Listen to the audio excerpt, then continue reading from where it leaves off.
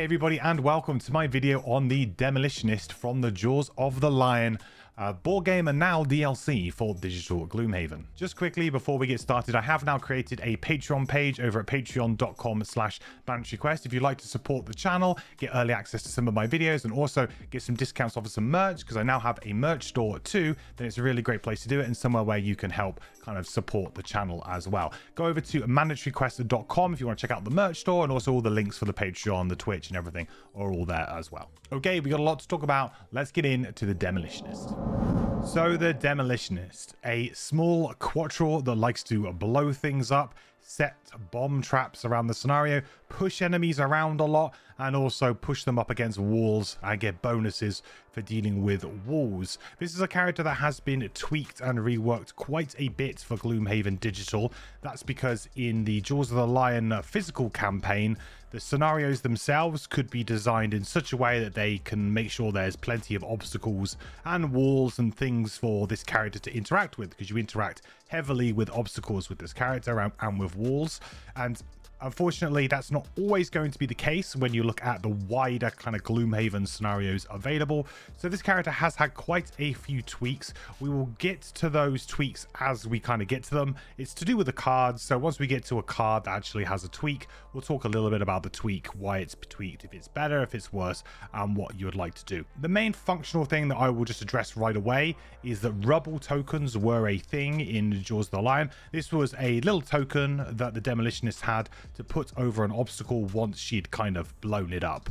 Now, because that was a book and there was no way to kind of remove it, because in Gloomhaven you would have obstacle tiles that would overlay onto the map tile and then you would take it off when it gets blown up, right? But in Jaws of the Lion, because it was a book, you had to actually put a tile over the obstacle that was printed onto the book to be able to show that it's gone. So, but functionally that doesn't really need to exist here, because of course we can remove obstacles. So rubble tokens have gone away, but that doesn't affect the character in any way. That was more of a visual thing. So what we'll do anyway is we'll go through all of the stats. So she's got 8 health. You've got 12 ability cards to pick from. You've only got a hand size of 9 with the Demolitionist. So it's quite a small hand size, and we'll get into the cards when we do. And that might be a bit of a weakness of the character, I would say.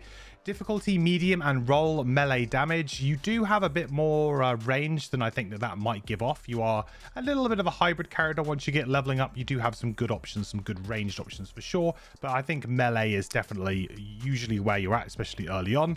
Difficulty medium, I do think this character is actually surprisingly difficult to play.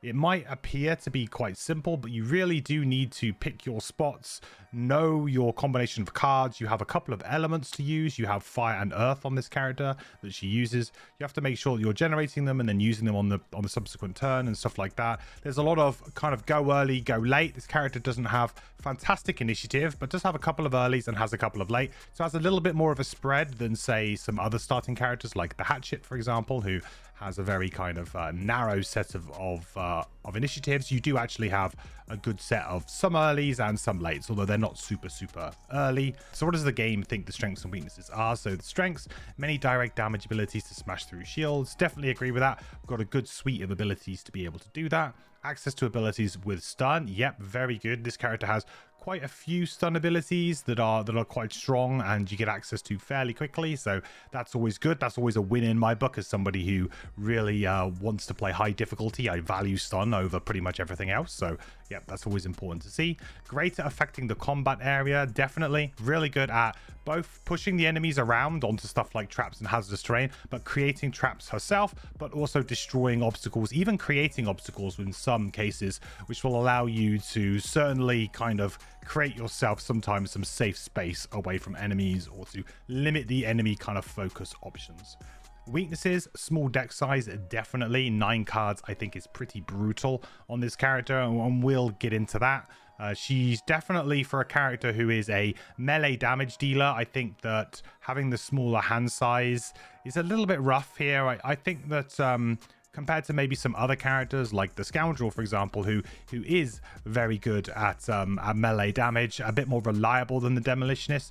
She also doesn't really get the initiatives to kind of help her out a little bit too. So I do feel like the combination of a small hand size and some not great initiatives sometimes can really kind of hurt a character. And this is definitely a big weakness of this character. You've got limited healing options here as well. Well, limited being basically none. So yeah, you're going to need somebody to heal you, and say being a melee character, you're probably going to end up getting hit a few times. So this is actually quite a legitimate weakness, I find.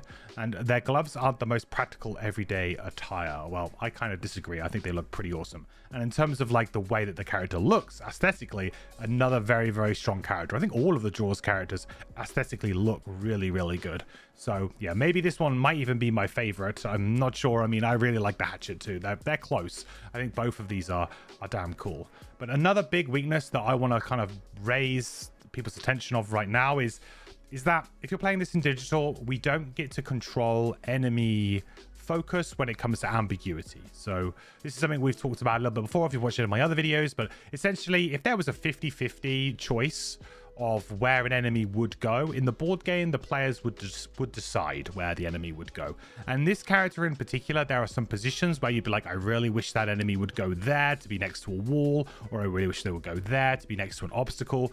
And similar to playing a character who might do a lot of summons, because also the whole summon thing comes into play as well with the same kind of ambiguity and focus rules.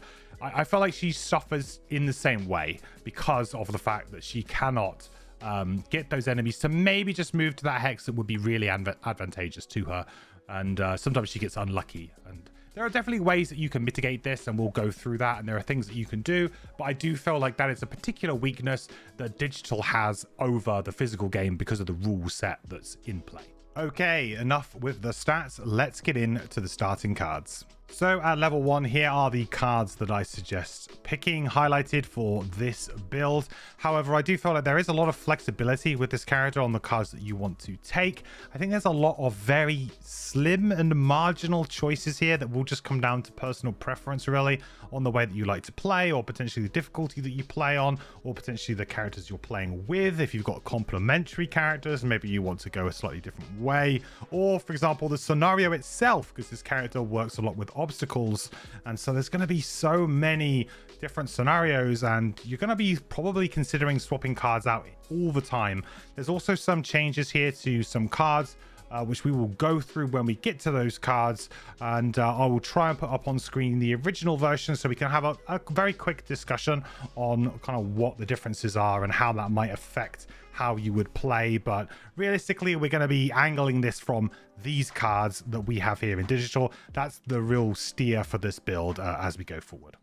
Okay, so the first card is Wind Up, which is on your next 2 attacks, add +2 attack on the top, 77 initiative, and the bottom is double the value of your next move. This is a card that has slightly changed from physical. In physical version, it says double the value of your next move ability on the bottom here, rather than next move. Why is this important? Well, doubling your move ability only doubles the actual number on the text. So for example, on Crushing Weight here, it says move 2. That would double that to a move 4, right? Whereas your next move works more like a traditional doubling effect, like you get sometimes with the Scoundrel, for example, or with some other characters, or blesses or curses, right? That just times 2 the final value. So doubling the next move will actually double your entire move, which does have some implications for some of the cards which we go through. It's a very small, subtle change here, so probably nothing that's really going to completely change the character or change the card too much, but it does have some synergy with some things that you do. The top on your next 2 attacks, add +2 attack. I'm kind of lukewarm on Wind Up in general, mainly because I play on higher difficulty and I just don't seem to find the time to be able to play it, and some kind of safe way to be able to take a turn off to be able to top it and set up. It just doesn't seem to happen for me. I just find that I have to get off to really quick starts in scenarios, and this character has stuns that we'll get into and that we already know that we can get access to. So as a character who has stuns, it's usually on your head to be the one to go early, to go first, and to make sure that we land that stun on that key target. And wasting a turn, if you like, to play wind up, I find to be a bit tricky. So I don't hate it. I actually feel like on lower levels of difficulty it's very good, and to be honest, maybe even on higher levels, maybe I'm just maybe I'm too loose and I'm not playing tight enough to be able to really get the maximum value out of wind up as it could be. But I do think it's a bit of a trap, and I think the average player will find out that pretty soon that they end up burning wind up to long or short rests, you know, quite happily, because it's just a card in their hand that doesn't immediately do something. And it's always good to look down your hand and say, great, now I can go and attack this, or I can move over here and do this, rather than, you know, just having to take your entire turn to basically play wind up.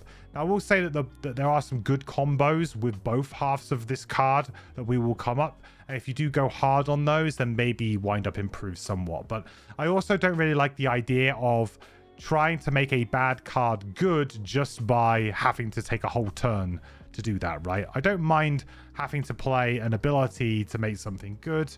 For example, if you're playing the hatchet, I don't mind having like fancy hat working really well at the bottom of that, which is a buff to give attacks, to then play disorienting barrage on the top. I don't mind that, because to me that actually gives you a nice decent attack. It's a nice clean one turn combo, whereas this is like a 2-turn combo unless you somehow manage to get value out of it immediately. But it's probably going to be a 2-turn combo, especially if you play the top. Maybe a 1-turn combo if you play the bottom, but if you can get it to work for you, then go ahead. I think it can be useful. Next up, we have Crushing Weight, which is attack 3, add +2 target and gain 1 XP if the target is adjacent to a wall. This is our best level 1 attack, really. Attacking for 5 reliably is going to be pretty damn easy, to be honest, as long as you position yourself well and you kind of keep enemies around the outsides of scenarios. If you are playing Gloomhaven Digital for the first time, you may have never encountered the word wall in the rules before, because, well, you've never really had anything to reference it. But walls are everything that surrounds the scenario, right? So the edges of the tiles. Obstacles do not count as a wall, so if something is next to an obstacle, they are not adjacent to a wall. So when you go through doors, there's often wall tiles there too, so doors are really good choke points usually for trying to get Crushing Weight bonuses off. The bottom of this is move 2. One adjacent enemy that is adjacent to a wall suffers 2 damage. A nice and easy one as well to do on a decent initiative on that 22, which is good for both halves of this card, really. A good move and a good attack with a decent initiative is always good. And this is just what you're going to use really when you're dealing with something like a living spirit, or if you want to finish an enemy off and then start on somebody else, maybe with a top attack on a different card, you can do that on your 22 initiative as well. So Crushing Weight is one hell of a card. Definitely our best reusable, reliable level 1 card. I love it, and yeah, you'll love it too. Next up, we have Knock Out the Support, which is attack 3. All heals targeting the attacked target have no effect this round. Create Earth, and you've got the round symbol there to keep this card out to remind you that it is a round effect. This I found to be a little bit awkward and a bit weak, to be honest, because attack 3 on a melee character needs to have some decent upside. Otherwise, it doesn't really kind of it's probably below value for an attack. And this really doesn't have that, right? Because how often are you really going to block a heal, and how often is it even going to happen that round? Because 20 initiative this card has isn't even early enough to stop things like Living Bones heals or Imp heals. So although there are a good amount of enemies in Jaws of the Lion that this can work quite well with, in the wider kind of Gloomhaven campaign won't be as useful, and actually is quite a marginal effect. So just something to be aware of, but it does make Earth in a nice easy way, so you might consider playing this just to get a bit of Earth generation. The bottom though is, I think, considerably better. So you got move 2, destroy 1 adjacent obstacle. If you do, gain 1 XP and perform Strengthen Self. Very, very good effect. Strengthen, as we know, is very good. We can get it on the bottom of a card, and which means that we can immediately make use out of that strengthen, and we'll be strengthened for our next turn as well, so potentially another attack there. So a really good way of getting strengthened. A little bit to work on, right? You're not always going to be able to get it. There's going to have to be obstacles, and in certain scenarios this is going to feel a bit rough. Stars are not going to quite align for you potentially, but I do feel like it is a very good effect and definitely one you want to play. And this character actually has an insane attack modifier deck at higher levels. You get rid of all of your -1s, your -2, you get rid of all of your +0s apart from one, but that one turns into a +0 in poison, and you get lots of +1s and +2s. So it's going to be very reliable for you to draw +2 in the late game with strengthen. And obviously in the early game it's not as quite as good because you still have a lot of your negatives in there, and you could always get like a double negative draw, but it's gonna hopefully help you land damage at least somewhat. Next we have Explode. Destroy one adjacent obstacle. If you do, gain 2 XP and perform stun. Target all enemies adjacent to the destroyed obstacle. Each target suffers 2 damage. Just blow up an obstacle, stun everything around it, and do 2 damage to them all. I feel like if you get 3 targets or more, you're going to be very, very happy with this. 2 targets is probably not going to be super great value unless, of course, they're really high value targets to stun for whatever reason and do damage to. So something like a summoning cultist, for example, would be really bad, right? So if you could stun 2 cultists and do 2 damage to them in the process, that'd probably be worth it, I think, just to stop them from getting those extra enemies onto the board. But it's probably one that you're going to keep in your hand and wait for a really good, perfect opportunity, which does make the bottom ability more important and the initiative more important too, right? Because you need to have this card do something while you're waiting for that opportunity. The bottom is move 4, consume fire to add +2 move, and it's 28 initiative. So it's a tick on both of those things. Potentially 6 move on 28 initiative. Yes, please. I'll take that all day. A very, very usable card. I guess the initiative is maybe could be a bit nicer for the stun effect and also for a move there. Would have been nicer if this was maybe sub 20 or something, or maybe sort of closer to like the 15.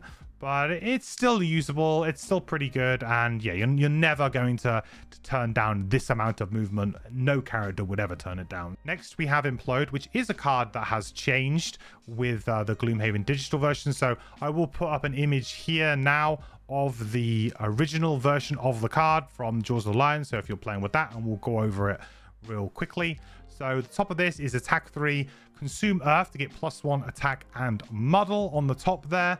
I felt like this is it's a pretty decent attack, about average for a melee character, I would say. 88 initiative as well is very interesting on this character. I just missed the cut with this card. I feel like maybe that might be a mistake on my part, because it is really nice to have a very, very late card in your hand sometimes, just to ensure that you go after all of the enemies, especially in scenarios where there's very long corridors or something, and you want the enemy to take a turn to move towards you before you take your turn. So it is sometimes important to have a card like this available to you. There's definitely some things to consider here. Maybe this should be in the hand just because of that, but I feel like the attack is just a little bit awkward in the sequencing of when to get it and how to get it, and it's just a slightly above average attack. The bottom is move 3, destroy one adjacent obstacle to create 2 single hex obstacles in empty hexes adjacent to the original obstacle, and that is if you consume earth. So this is the ability that has changed if you are looking at the Jaws of the Lion version. So in the Jaws of the Lion version, this one just says destroy one obstacle within range 3. That's it. Just destroy an obstacle. In the main campaign of Gloomhaven, you're going to actually need obstacles to fuel this character. Whereas in Jaws of the Lion, destroying something that's awkward and allows you a path to move through kind of makes sense. Whereas this character actually lives off of that. So you need some ways to be able to continually fuel. So this allows you to actually create one rather than just remove one, but it does allow you to maybe move one from an awkward position for you into a position that's not so awkward, but maybe awkward for the enemy. So it gives you some flexibility. The usefulness for this is, of course, going to really come down to how much you want to use the adjacent obstacles. I generally tend to go down a build that's more to do with the walls than it is to do with the obstacles, but of course you do want some obstacles there to throw in. They do interchange quite a lot, and I usually use the moves to destroy obstacles, and I use the tops to do the attacks, which are the wall things. That's generally how I play this character. So I feel like this could have some good situational use. I just haven't found a really, really good one yet. I'm sure they exist, and like I said, with the initiative and the top being usable, definitely, perhaps this should be a card that is making the cut more times than not. If I had to choose between the two cards, I think it's pretty clear that new Implode is much better than old Implode. So if you wanted to errata your original Implode, I don't know whether or not that would be something that people would be interested in doing, but I guess you could, and that would be an improvement to the character. The next card is Piston Punch, which is attack 2, push 2, consume fire to add +1 attack and push 1. This is a really good card for you to start triggering traps or hazardous terrain, but also get enemies next to walls if you really want to. So a good kind of combination would be the top of Piston Punch here to push somebody to a wall and then use Crushing Weight to move next to them again, then do that 2 damage. Piston Punch is an enabler for a lot of your wall-based abilities, but also for traps-based abilities, and also just potentially for obstacle stuff too, right? Because you're going to potentially want to blow up some obstacles as well and crowd enemies around obstacles. So yeah, Piston Punch, I think top is just it's a fairly average attack 3, but obviously this push 3 is what really puts it over the edge and makes it actually quite a nice toolbox card to have, and allows you to avoid retaliate as well, of course, which is always quite important. 42 initiative is in that weird no man's kind of like put your finger in the air region, which I dislike. Anywhere between 40 and 60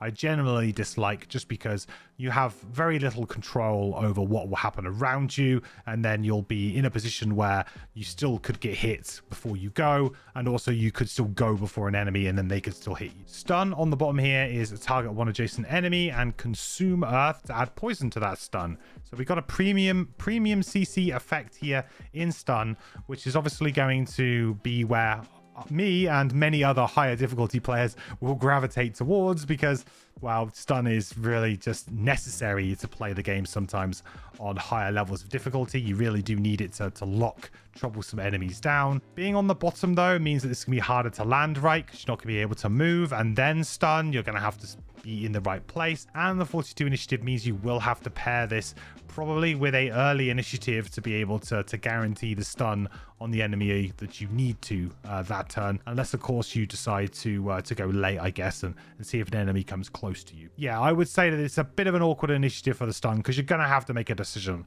on whether you want to go early or late. Piston Punch in general, I think it's a workhorse kind of card.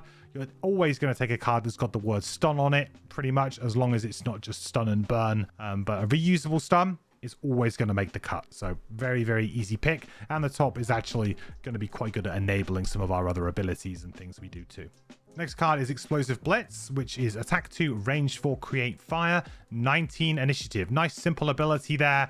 This is a good way for us to generate fire. The range 4 on this attack means that we're pretty much always going to be able to land it, and it does work very nicely with something like Piston Punch, right? We could play our 19, and then we could use this to stun, and then we can maybe attack something that's off in the distance that an ally is trying to kill, and we can help out and add some damage there. A nice generator of fire as well, which is a premium element for this character, so we'll definitely be looking for more fire as well, and we'll be using this fire on later levels, definitely. 19 initiative is our lowest initiative we get as well at level 1, which is very, very nice, but it is again slightly on the mid to high side. It's not super early initiative, right? Yeah, 19 is not early enough to guarantee you go before a lot of really troublesome enemies, so something to be wary of. The bottom is move 3. If you open a door during the movement, perform stun, target all enemies within range 3. So basically you burst into a door, and then you burst through a door, sorry, and then you get to stun a load of enemies around you. It sounds thematically like you blow up the door, but it really is that you move through and then you stun around you. I think that's kind of important to clarify. So with a pair of boots, this can be really good,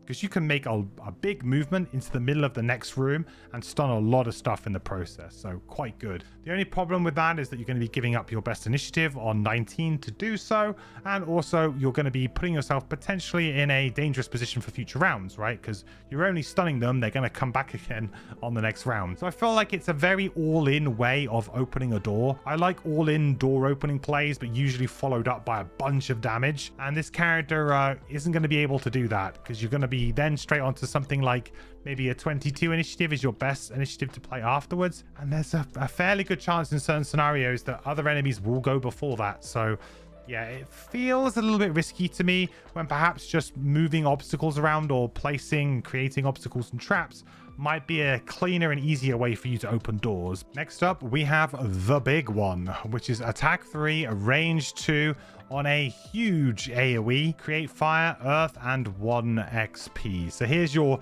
giant bomb that you can throw. And in terms of actual potential damage output at level 1, this is huge. You've got a lot of potential here to be able to do a huge amount of damage and get a big leg up against the enemies. The 9 card limit that you have here with your hand does mean that whenever you burn a card like this, same with Explosive Blitz, right? If you burn a card, you better be making good use out of it, and it better be doing some work for you, because it's going to cause you some issues. If you are playing on lower player count numbers, if you're playing with only 2, you might think that the big one is maybe not quite as good here. You might consider not playing this and actually playing something a little bit more safer, like Implode potentially, or maybe you could even try playing Wind Up. But I don't feel like the big one is a great one to play for people who are only playing at 2 players, unless it's like a swarming style mission. So just something to keep in mind. But attack 3, and if we can get strengthen with the bottom of knock out the support,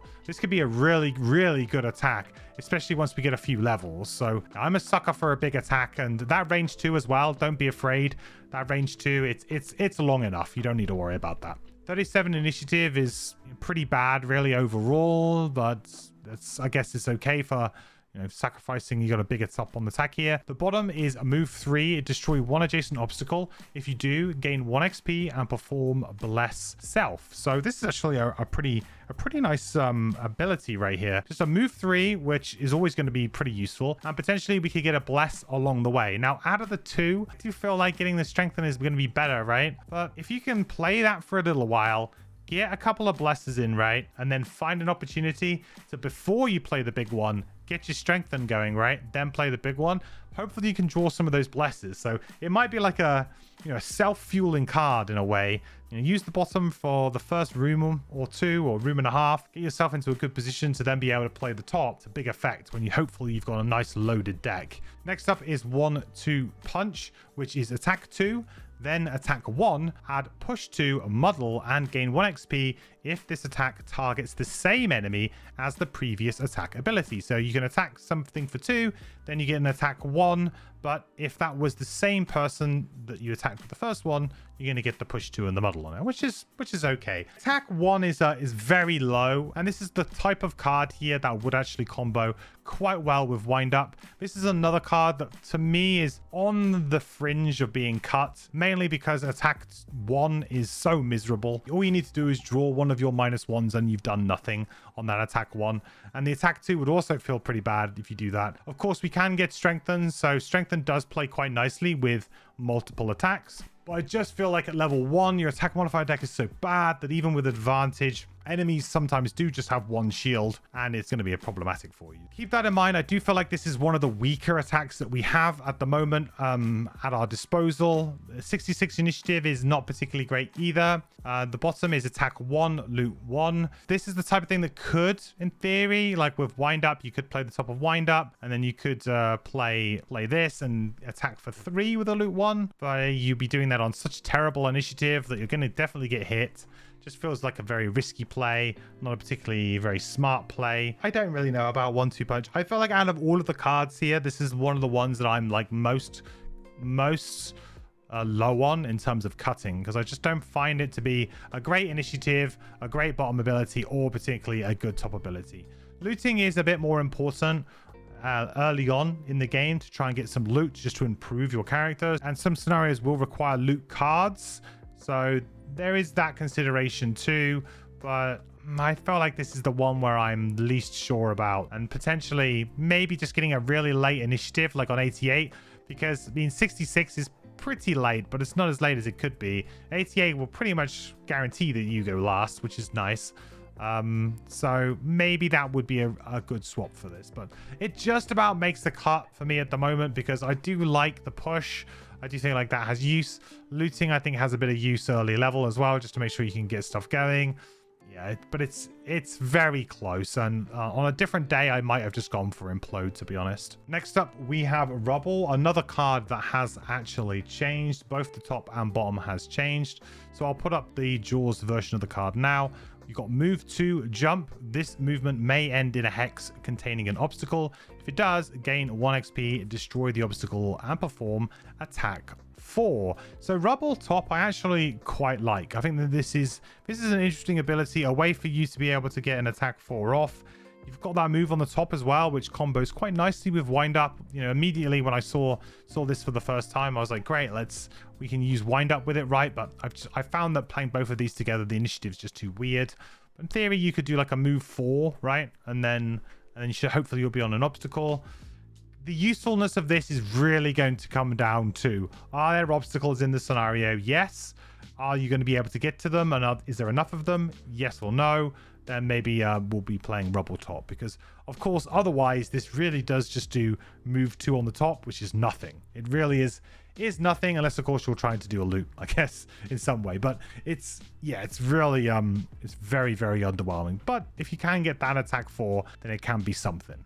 55 initiative is really bad. It just doesn't do anything for us. Move 2 on the bottom there with consume fire. If you are adjacent to a wall, create 1 single hex obstacle in an empty hex that is adjacent to you. This will allow you to continue on the wall plan, which is what I like. I like crushing weight and I like going on the wall plan, and will potentially allow you to place an obstacle which you can then fuel up for potentially your strengthen or for your bless, right, with the big one. So I actually like the bottom of this ability, sneakily like the bottom of this ability a little bit more. It works quite well with crushing weight because of the low initiative on 22 already, so you could just use the top here. You've got some enemies and it's a narrow corridor. You can really do some good stuff here, and the obstacles can be quite useful. The secret power level of this character, I think, is really blocking avenues with obstacles now, and with using traps to do so too. So that is a way of playing this character, I think, fairly consistently at higher levels, and that will be the way that I probably will end up playing it myself a little bit more when I start my deadly playthrough. I'll probably start leaning quite heavily into that, because that is it is a form of control, be it maybe not as good as stun or disarm or anything like that, but certainly placing obstacles and blocking hexes is another decent form of control against melee enemies. So on the Jaws of the Lion card, you had designate 1 hex within range 3 containing a destruction token. All allies and enemies adjacent to that hex suffer 2 damage, create earth. So this is to do with those rubble tokens that you get, and you place down the destruction tokens for when you have already blown up obstacles. Obviously not something that really works in the wider Gloomhaven world, and I think that's probably a little bit better, really. If you can get a lot of those tokens out, obviously doing 2 pure damage to more than one thing is going to be very, very good here. Bit more of a setup, but not loads more of a setup than the top of the new version of rubble. So yeah, I think actually they're pretty comparable, these two, at this point in time. Rubble is top. The current rubble top is probably a little bit more usable as well, just because it's like got the move on the top and the jump, and so at least the card does something more as well, and might be a bit useful in potentially landing a stun, right? I mean, it's a late stun, but you can combo it now with the bottom of piston punch potentially, and there's a little bit of play there, but the initiatives aren't great for that, but there's some more play to it. So I feel like I feel like the damage potential is better with the original version, but with this version perhaps you get a little bit more flexibility because of that move to jump, and that's the top actions at least. The original bottom action was move 2, create a 2 damage trap in an empty hex containing a destruction token.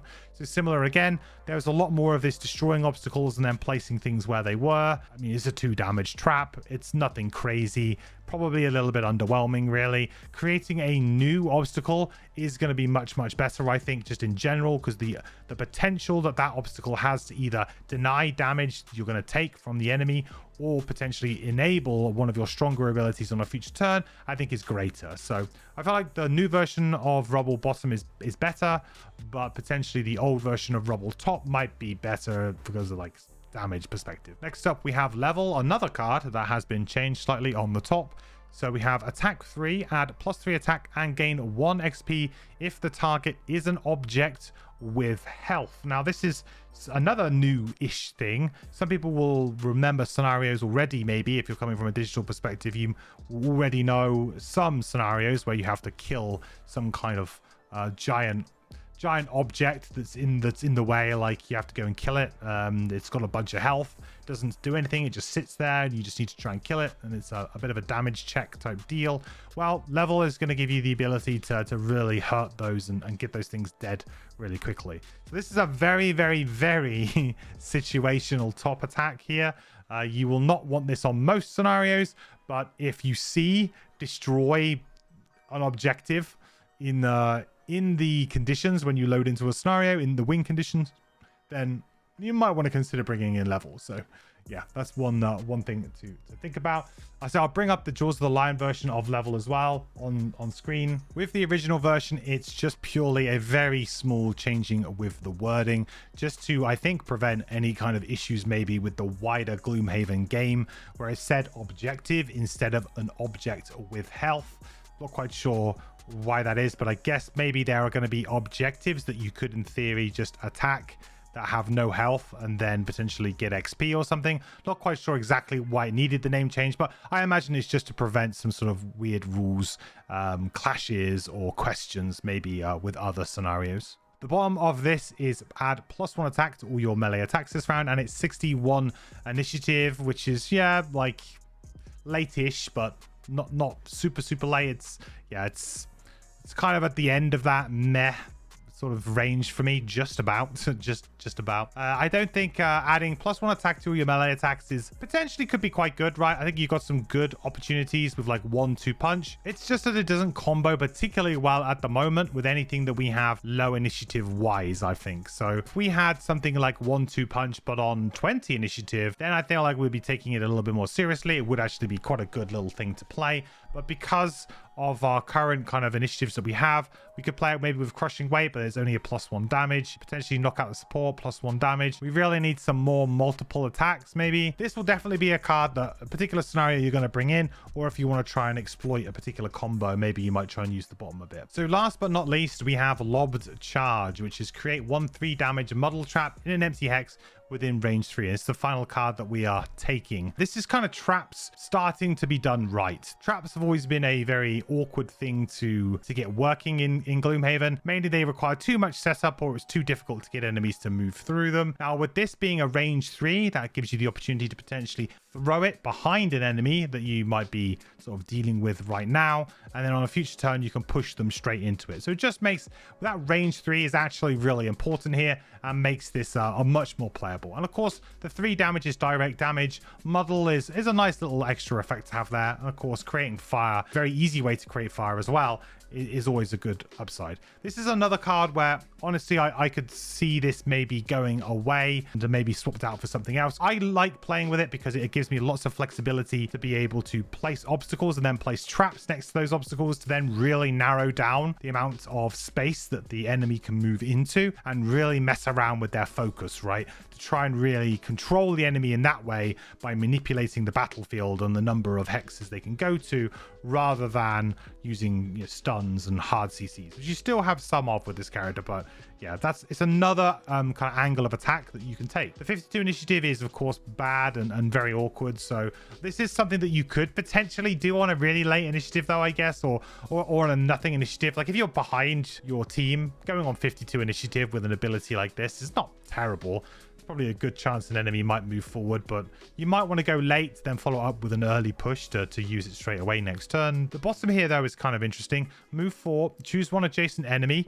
If each hex of the movement brought you closer to that enemy, perform attack X push 2, targeting that enemy where X is the number of hexes you moved. A little bit of a mouthful this one and a bit hard to get your head around. You just have to ensure that every hex that you moved that turn before you finish moving has basically brought you closer with every hex. Because if a single movement that you've made would not have closed that gap in any way, you're not going to get the attack. And that's pretty brutal, really.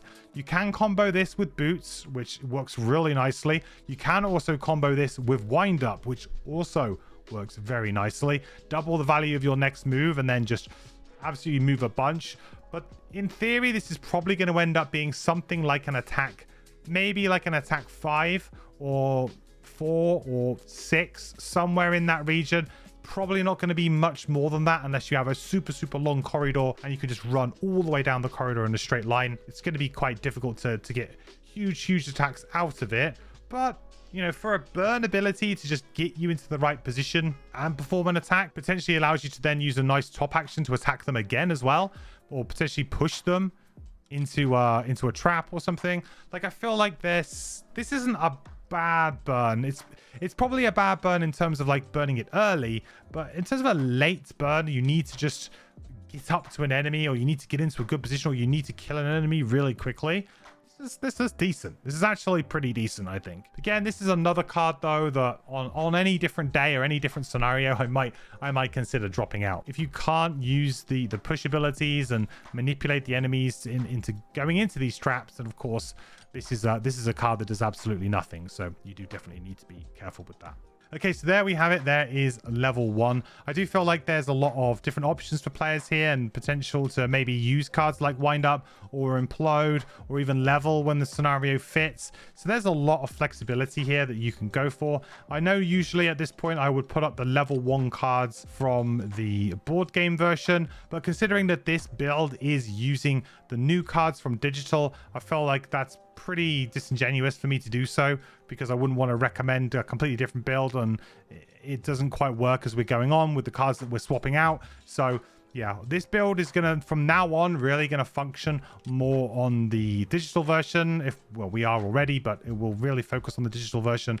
And when we come to a card that has a difference, we will talk about that difference and whether or not we would value the card any differently because of that difference. But I won't be putting up the level 1 cards from the board game version just for this character in this instance.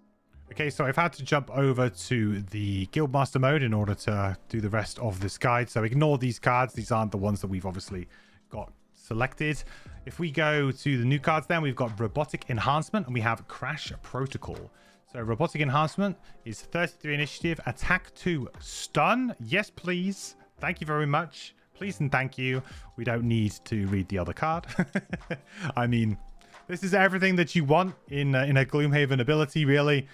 33 initiative though is kind of late, I guess. We do have some good things we can pair with it, but I mean, this is a very premium ability. So yeah, you're probably going to be taking it just because it's unlikely that the other card could compete with something like this. The bottom is move 4. This movement is unaffected by difficult terrain. Probably not going to be using the bottom hardly ever. Going to be using the top all the time, but it's nice to have something that maybe in the odd scenario here or there might actually come in use, right? If there's a particular type of scenario, this might actually come in use at some point. So yeah, Robotic Enhancement, as far as cards go, it's a very simple card, but a very powerful one, that top. Next, we have Crash Protocol, which is on your next 4 attacks targeting enemies adjacent to a wall, add +2 attack. So we've got 4 different charges here. We can earn 2 XP through those charges. This is obviously very all in on the wall-based strategy that I quite like.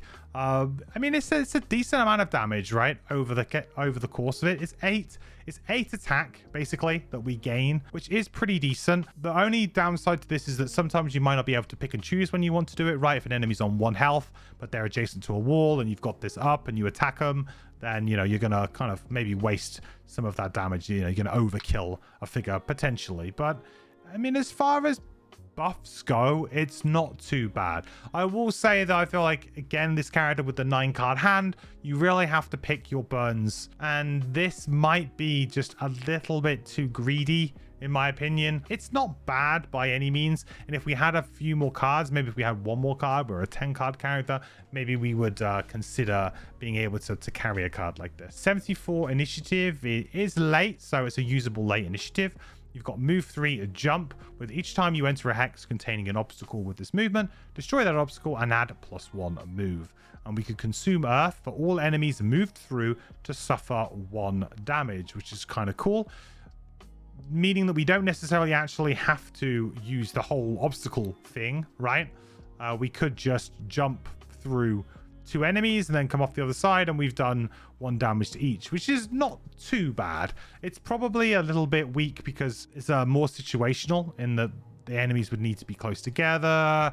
We'd need to have somewhere to jump that would also be advantageous, to somewhere to go that would be advantageous for us. This could do some decent damage as you move, and it's always nice to get some bonus damage on the bottom of a card so that your moves are also contributing to your damage. That's always a really nice feeling. But the other card that we had at level 2 had the word stun written on it, and that makes it very, very difficult to take anything else. So although I don't feel like Crash Protocol is necessarily a terrible card, but I mean, most cards will look bad compared to something like this. So we're going to take Robotic Enhancement. So at level 2, the card I'm going to get rid of is 1-2 Punch. I just feel like this attack 2, attack 1, it's just really not particularly strong. I feel like we're going to be missing on a lot of attacks. If we do have the strengthen, maybe it could make it a little bit better, but low levels, I just really don't feel like it's going to do the business. The bottom attack 1, loot 1 can sometimes come into play, but I just feel like it's a little bit weak for us. And I think, we'd much rather have like a nice low initiative and attack 2 and stun, rather than maybe getting this kind of additional attack 1, push 2 and muddle on it. I feel like we've already got like a decent push card if we really need it on Piston Punch, right? So yeah, this might not be something that we need to do.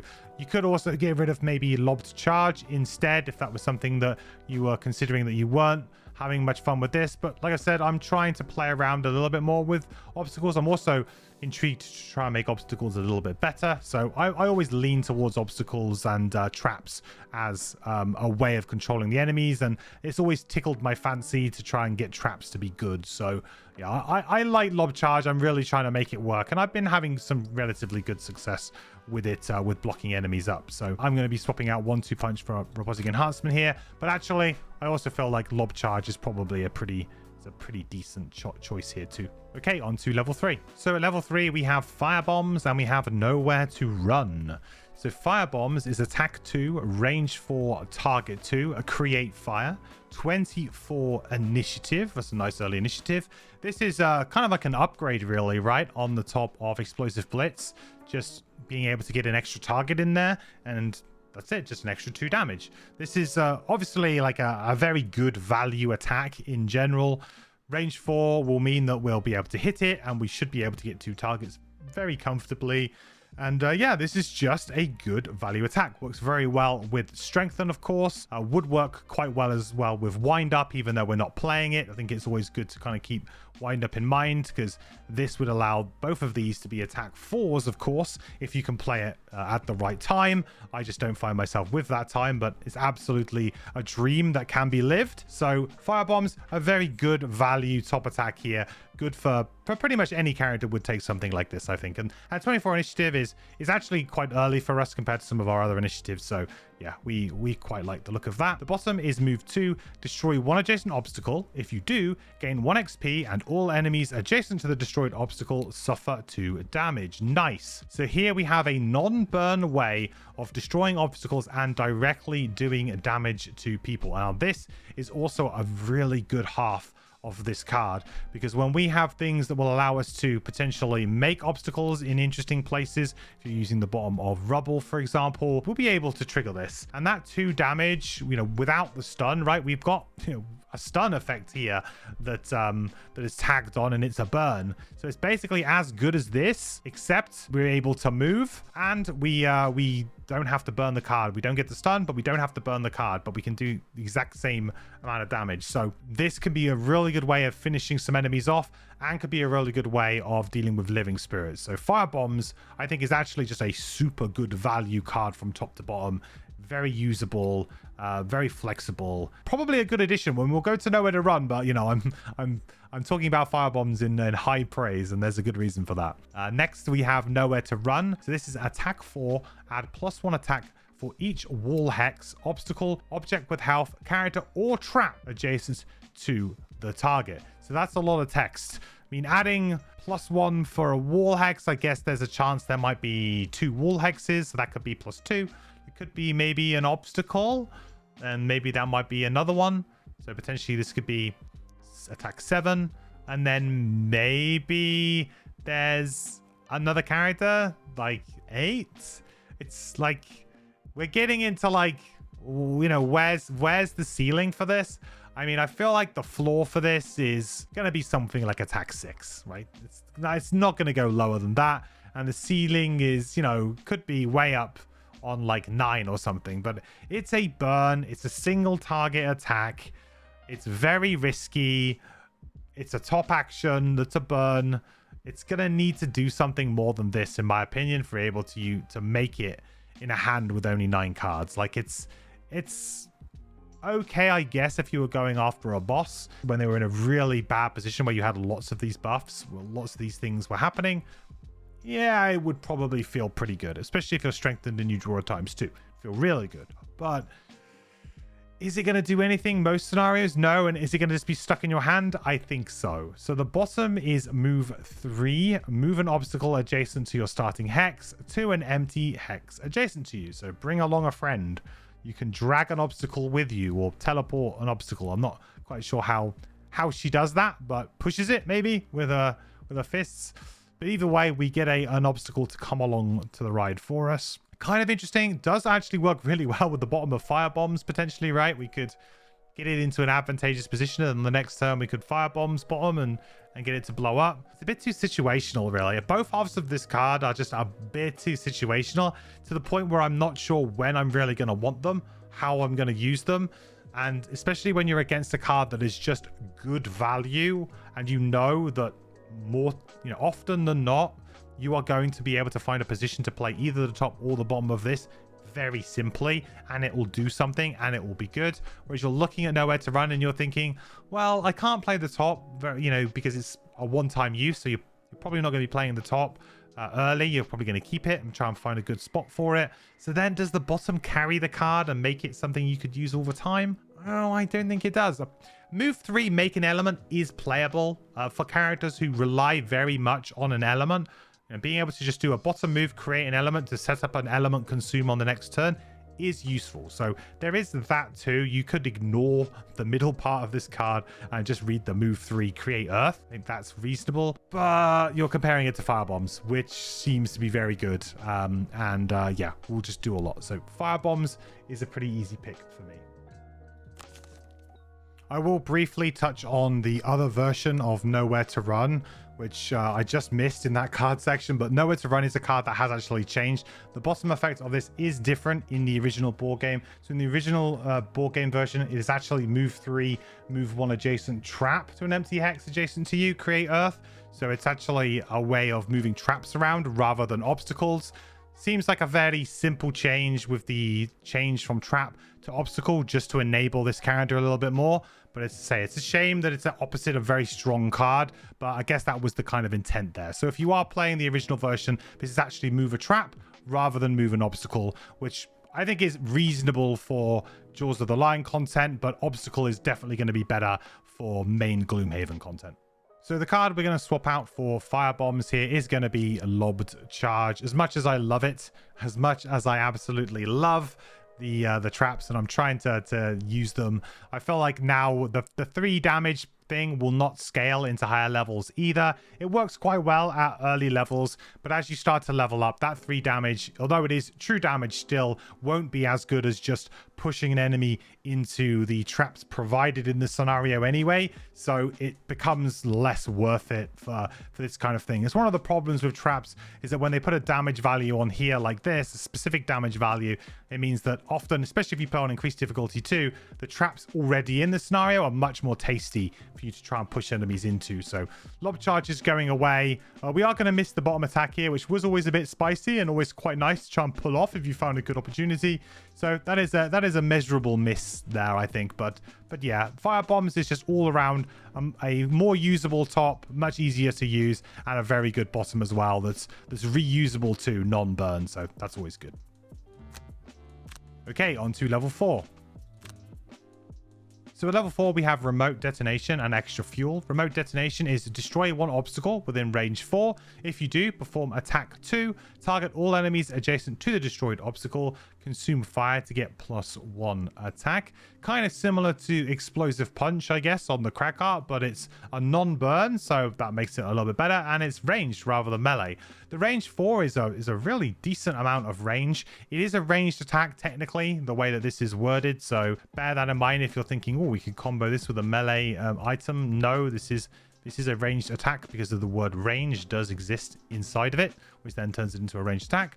But this is pretty decent, I think. The only problem with it is that will you get obstacles in good spots? This is one of the cards that I am most excited to combo with the Crackheart character. So if you are playing alongside the Crackheart, I find like this is probably the most exciting, right? Because you can just use Rock Slide to chuck it into a really nice advantageous position and then immediately blow it up if you want to do a bunch of damage. It just feels really, really cool, and I think will be a really sweet combo for those two characters together. So I felt like if you're playing generally just without that, though, if you're playing just naturally, will there be an obstacle within, you know, in a really advantageous position always? No, but it will come up occasionally, so there is going to be something there. And yeah, this is one of those cards that I really just want to work because it will feel so good if you can do it pretty reliably. So quite a fair amount of damage, you know, an attack of 3 if you can do it with the fire is just okay. It's not amazing, but obviously if you could do that to 3 enemies and you could do it a few times in a scenario, then you're starting to get to like a good value attack card, right? 63 initiative it's not great. It's really not great, but I guess you're probably going to want to pair this with something early. If you notice that all of the enemies are around an obstacle, you're probably going to say, hey, now's a good time. Maybe you go early. The bottom is create 3 damage traps in empty hexes within range 4, 2 XP, and that is a burn. I guess that's kind of interesting. In terms of making traps, that ability is actually fairly decent. Because you can actually get a good little kind of circle around yourself of traps potentially to then force the enemy to either have to walk through a trap or they would have to go around you, right? 3 damage is a low amount of damage though, so yeah, it's just okay, I guess. Probably not really worth it, but it's 2 XP. It's the kind of card that you would probably just burn right in the last room to get 2 XP. Maybe the traps will come into play, maybe they won't, but you'll get 2 XP out of it, so you don't really care. It's an easy 2 XP at the end of a scenario, but probably not very playable, and certainly not good value to play early on in the scenario, that's for sure, especially with the top being potentially quite strong. The other card is Extra Fuel, which is attack 3, add +2 attack and wound, and gain 1 XP if the target is adjacent to a wall. So we got an improved wall attack card, if you like, here. So this will be attack 5 with wound, and you can gain that 1 XP and create fire as well. So compared to Crushing Weight, it's pretty similar, except for the fact that we get fire and wound at the same time, which is really nice. So just another copy of Crushing Weight. Crushing Weight still is our best single target attack card, so another copy of that card on a better initiative here, 17, is going to go down a treat. The bottom is move 5, consume fire, attack 1, and well, there you have it. You have also an outstanding bottom there. I feel really bad for remote detonation here because I say like the top of this feels like the most fun to try and combo off with the Crackheart or in some other way of play, like a very regimented play, a very tactical way of playing. It feels like it will reward you, but the overall power level of Extra Fuel you just cannot deny. I mean, it's attack 5 with wound on the top, which is very, very good. And if you end up finding yourself not playing that for whatever reason, you could potentially just do a move 5 with an attack 1 here too. And then the bottom of this combos quite nicely with the top of wind up, because you could in theory go early with wind up. If you have fire, you could then go Extra Fuel, play wind up, and then you could essentially go straight in to do an attack 3 at the end of that move 5, which is insane value, really. To move 5 and then do an attack 3 at the end of it, that's very good. So yeah, there's some good synergy between this and this too, so worth kind of keeping in mind. Wind up might find its way back into your rotation purely because of that, and to be honest, something like Explode might kind of go away here because of the way this is going to work. So, but it kind of goes without saying here that Extra Fuel is really what we're going to pick. It's quite clearly the stronger sort of general power level card here, although remote detonation does feel like it could, in theory, be a really nice AoE card for this character. But it's just, yeah, extra fuel, unfortunately, is just gonna do the business. So the card we're going to take out here for extra fuel is going to be Explode. We've got a better move on the bottom here with that move 5 with a potential attack 2. So although this could in theory go up to 6 might be a bit overkill really. We're going to need to move 6. We're going to hopefully have some boots on this character too. So I would say the extra fuel bottom attack, especially if we can fuel it up with the fire, is much better value here. Even if it is just a little attack, that could do something at least, especially with our good attack modifier deck this character gets, could turn into something a little bit more. So yeah, I think it's a fairly simple pick here. We are going to maybe miss the 1-turn big explode, which can be quite nice. There is some merit to having a card like this just around, because it will give you that ability to, when things start to go wrong, perhaps you can start to right the ship a little bit by just playing this and stunning a bunch of enemies, which will buy a lot of time for your allies. And maybe if things are starting to look a bit bad, this would get you back into the scenario. So there are situations where an explode will be good, but if you are playing pretty effectively, then you probably don't really need to lean on this too much. And this should have been just this for the most of the scenario, and you never felt like the real burning need to use this. So I feel like we're going to get rid of explode here and go extra fuel. So before we go to level 5, this is a big spoiler warning that everything from level 5 onwards is considered to be a spoiler from Jaws of the Lion. So keep that in mind. If you are playing the physical game, then I would recommend you turn off now if you have not got to level 5 yet, because I don't want to ruin that for you. But for everybody else, let's go into level 5.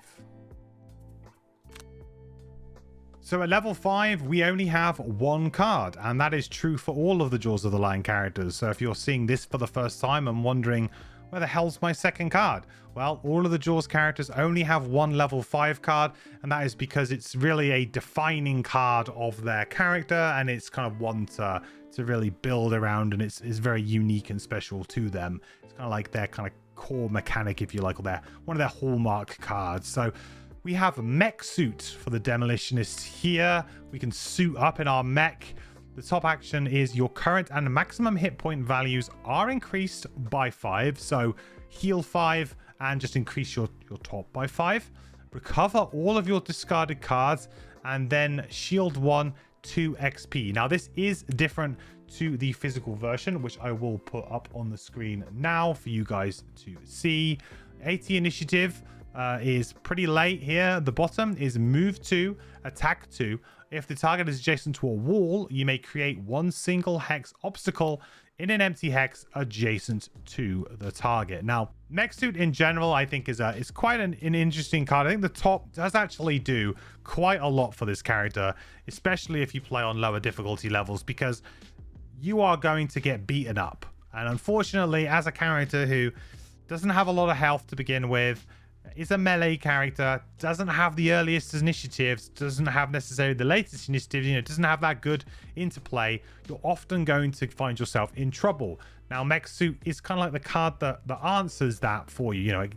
It's the answer to all your prayers, being able to increase your hit points by 5, hopefully being able to tank some more attacks, but also giving you that shield 1 as well. So now you're going to be able to permanently tank a little bit more damage. So this is really good for a character who cannot wear armor because she does not have the ability, the perks to be able to do so. This is a way for you to be able to stay in the fight for longer, be able to be a bit more aggressive, and that is actually worth something. And I think for lower difficulty levels, this is really quite good. Even higher difficulty levels, the shield 1 will come into play. It's not nothing, and the recover all your discarded cards part is going to be quite nice. You're probably going to want to play the top of mech suit probably like towards the end of your first rotation. It might be one of your last cards that you play before you would go into maybe a long rest or something like that, because then you'd be able to recover all of your cards and then you'd be able to go again, right?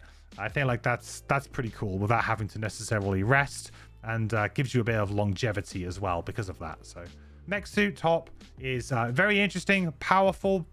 Having permanent shield has been powerful on other characters in the past, so it's going to be pretty powerful here. But you are still a character that doesn't necessarily focus on tanking, so don't suddenly read this as a card that says I'm the tank now. I don't feel like that's necessarily the intent, but it just allows you that survivability to be a bit more risky and not have to worry about taking hits on the crackback. The old top was your maximum hit point value is increased by 5, then you would heal 10 and shield 1. So just didn't have the recover all your discarded cards bit, just had heal 10 instead, which is obviously a huge amount of heal designed to get you back up to maximum health. But I feel like the recover all your discarded cards bit is maybe a bit more useful, gives the card some usable play outside of you taking damage, right? The thing with the heal 10 thing was if you are a player who has been playing very effectively already, perhaps you haven't taken any damage, or perhaps you have a support character that's healing you as you go,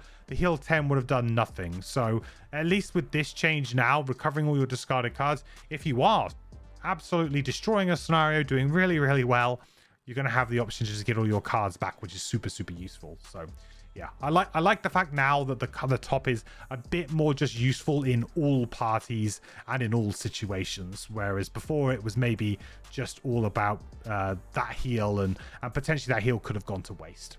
The bottom, move to attack 2. If the target is adjacent to a wall, you may create one single hex obstacle in an empty hex adjacent to the target. I really like that bottom ability too. I feel like that is right up there with all of the wall-based shenanigans I would like to do, that we have extra fuel, we have crushing weight. I feel like we're playing very heavily into that play style, and that is a really good way of doing it. Plus it's free obstacle generation, which we can then immediately use with another card, right, to be able to do a load of damage. So then we could be using the bottom of fire bombs potentially.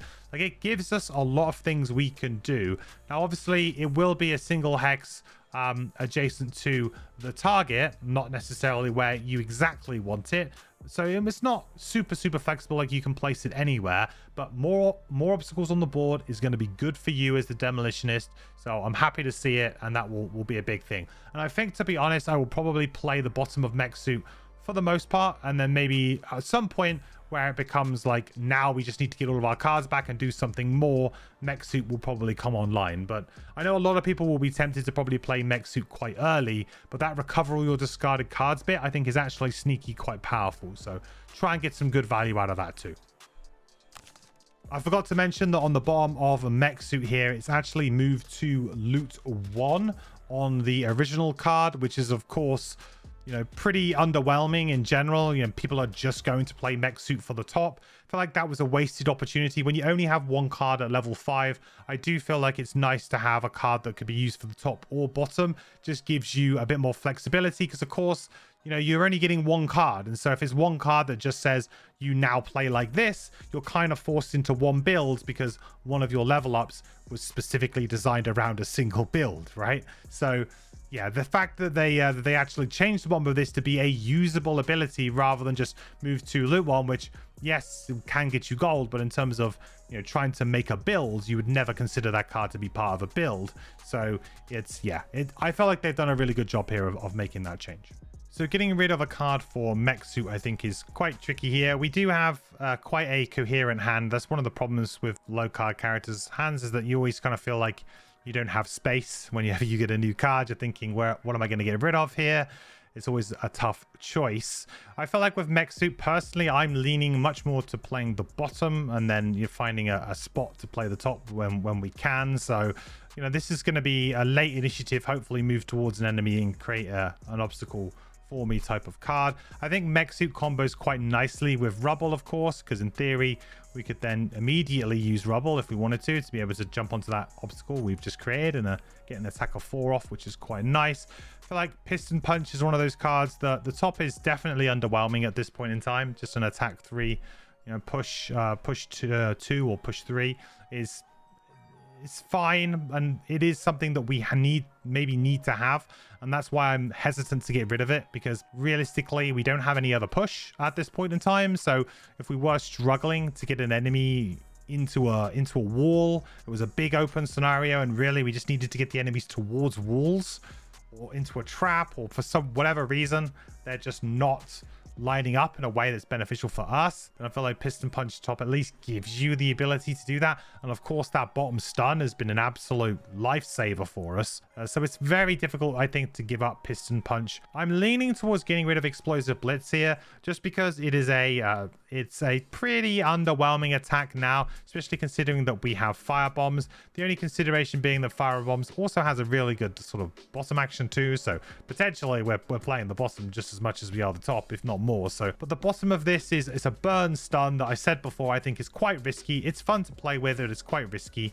Also, we'd be losing a 19 initiative for an 80. 80 is obviously going to be very good at letting us go late, which is a nice thing to have, but it is a tough decision here.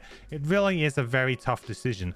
I think personally I am leaning towards getting rid of Explosive Blitz here, but I feel like you could go different directions with this. The big one as well is another one that you could potentially get rid of here. Maybe you don't necessarily care so much about the Blesses. I feel like the Blesses are maybe a bit of a trap here, but the fact that you've got this huge attack potential on the top here, it's really hard for me to give up something like this. It's like playing the Tinkerer or something and giving up something like Net Shooter or Ink Bomb. It's just so hard to not play something like this. It's just the potential there is so high when you're playing in a 4-player game or a 3 or 4-player game. So to be able to hit 4 or 5 things with this, with a strengthened attack, boy, is that going to feel good, especially with a power potion or something chucked in. So this is a really tough decision, a really tough one.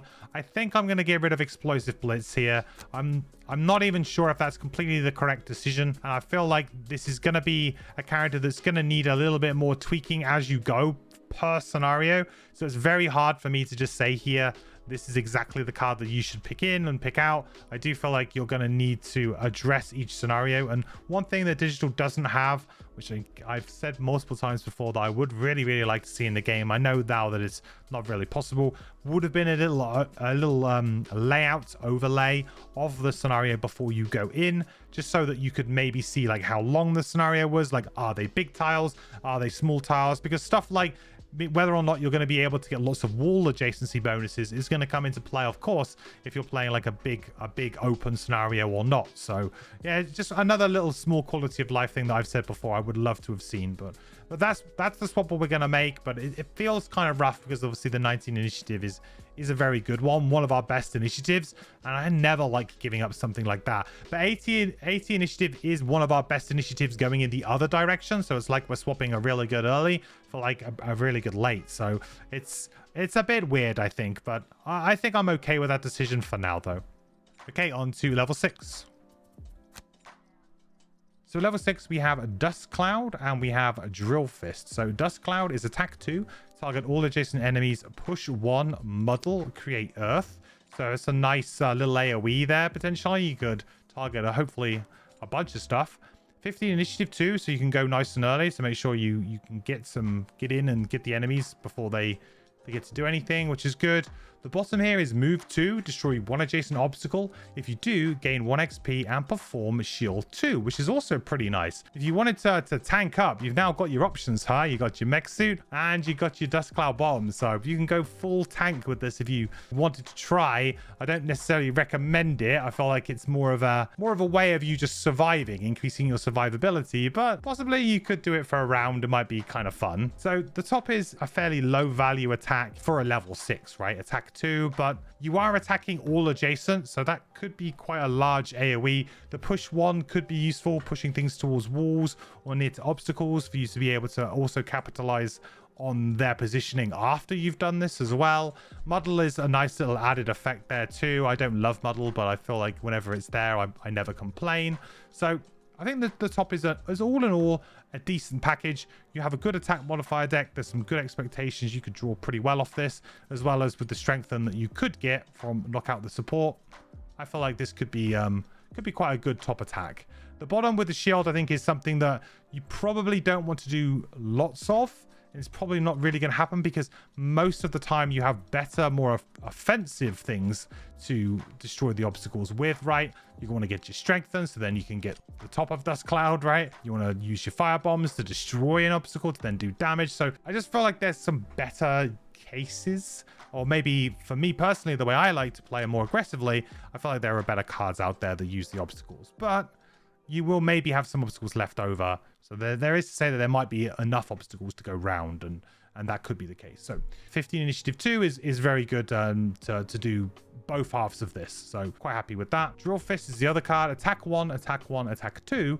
Ignore the shield value of the target. Add poison and gain 1 XP if this attack targets the same enemy as the previous 2 attack abilities. So a little bit weird here because you get all of that benefit on the last attack. So you ignore the shield on the last attack, but the first 2, the shield's going to exist. So obviously, if they have a shield 3, attacking for 1 isn't really going to do anything. Kind of a bit weird, I would say.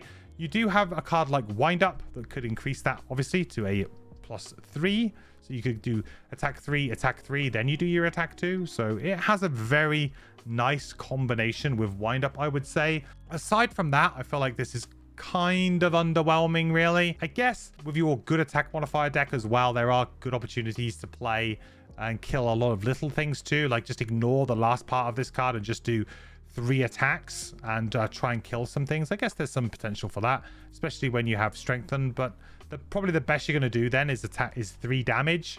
So I guess this card may end up being something like, might be like 9 damage, I guess, maybe, if you were to go all in with Wind Up, or you were to draw your +2s, or I don't know, like Drill Fist is one of the cards that is quite hard to evaluate because I feel like the top in certain situations could be very good, and especially if you're going in on Wind Up, could be very, very good.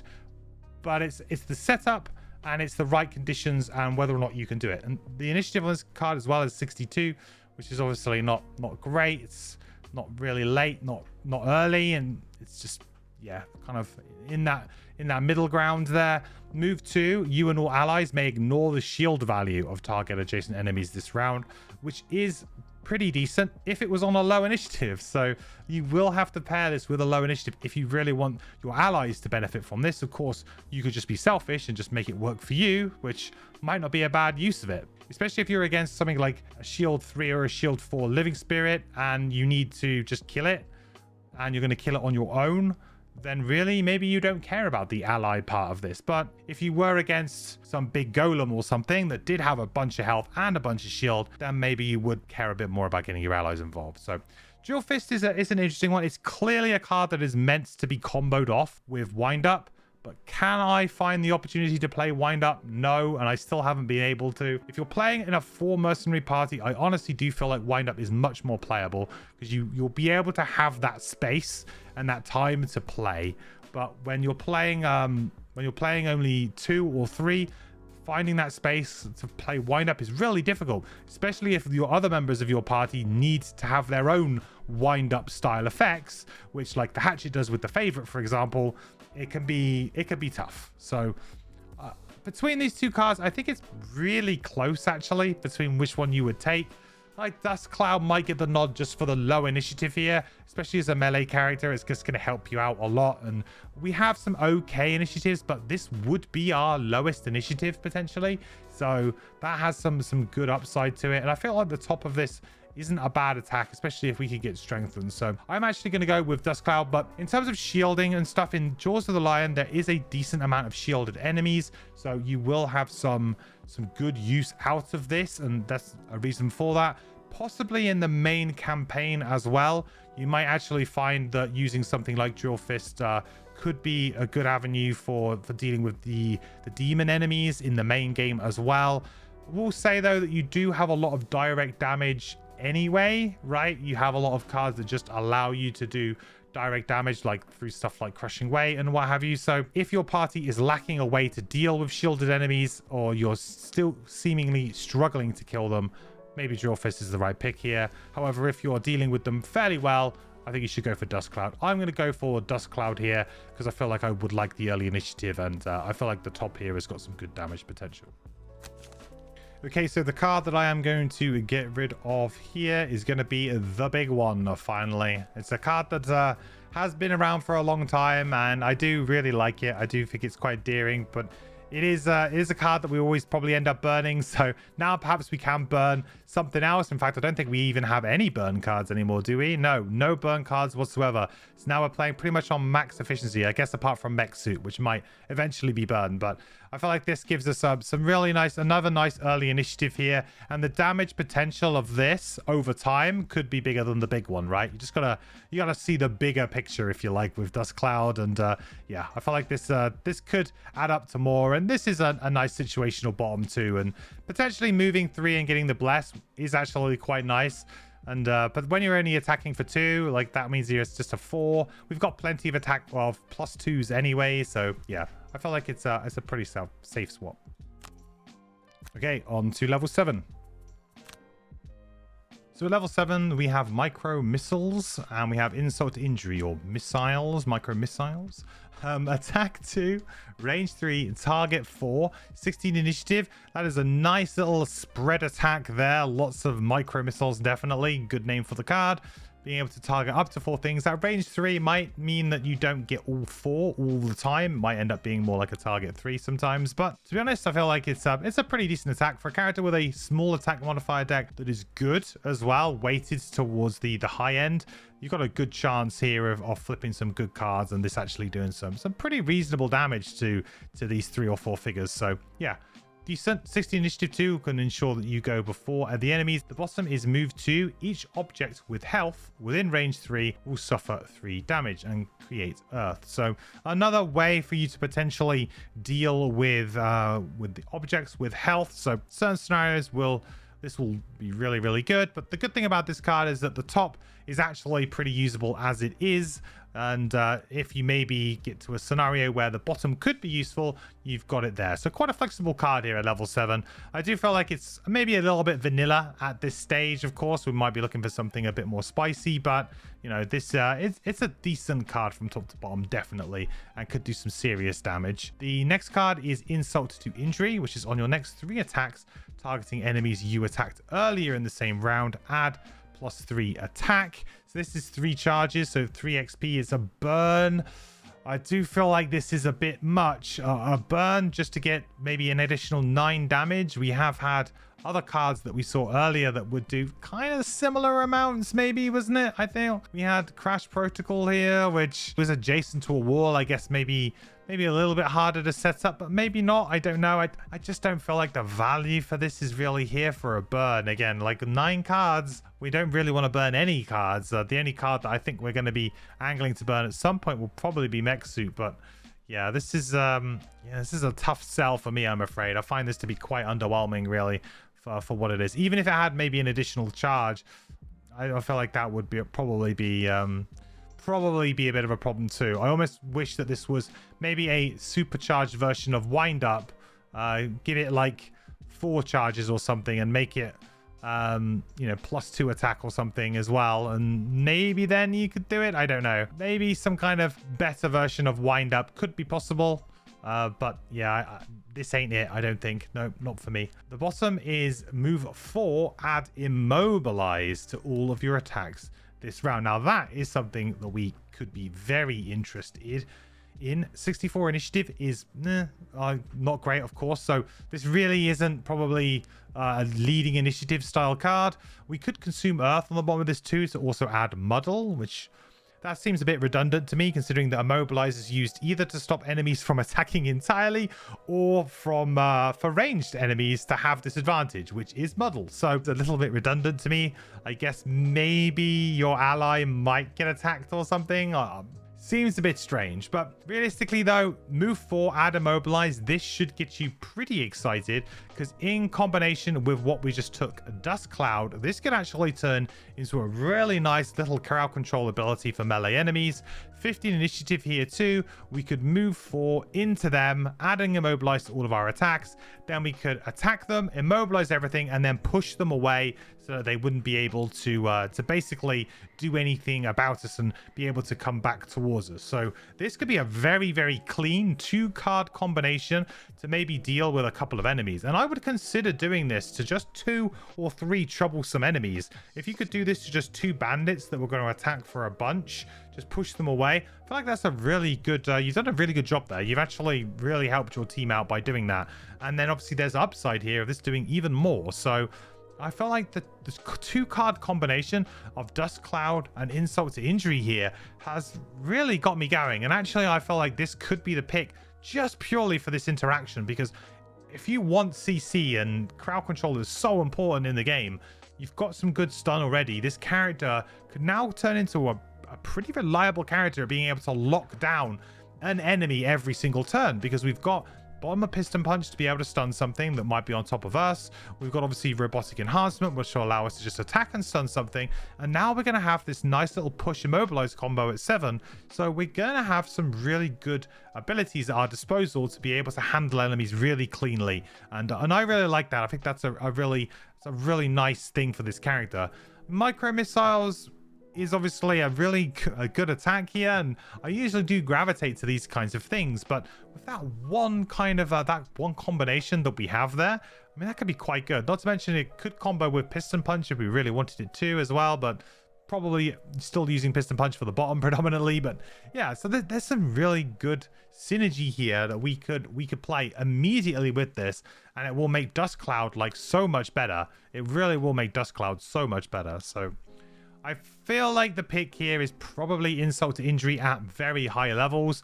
Micro missiles might be a consideration at lower levels, or if you, for example, just want more AoE, or you're trying to go all in on doing like the most damage possible, and you're using eagle eye goggles and power potions and piercing bows and all of that good stuff.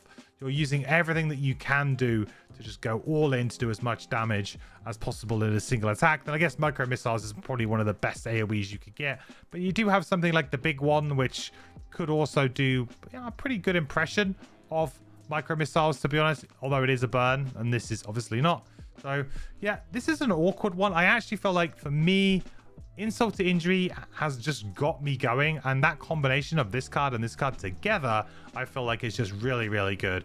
And considering that we're probably going to swap out some kind of middle initiative to fit insult to injury in, I'm not so concerned about grabbing the 16 here, because we've already got 15, 17, we got a 22, we got a 20, like we got a 24. We're not too bad. I mean, it would be nice to have another 16, of course, but I feel like we can probably swap out one of our 50s, like Rubble, for example, here, and this would fit real nice. So let's take this.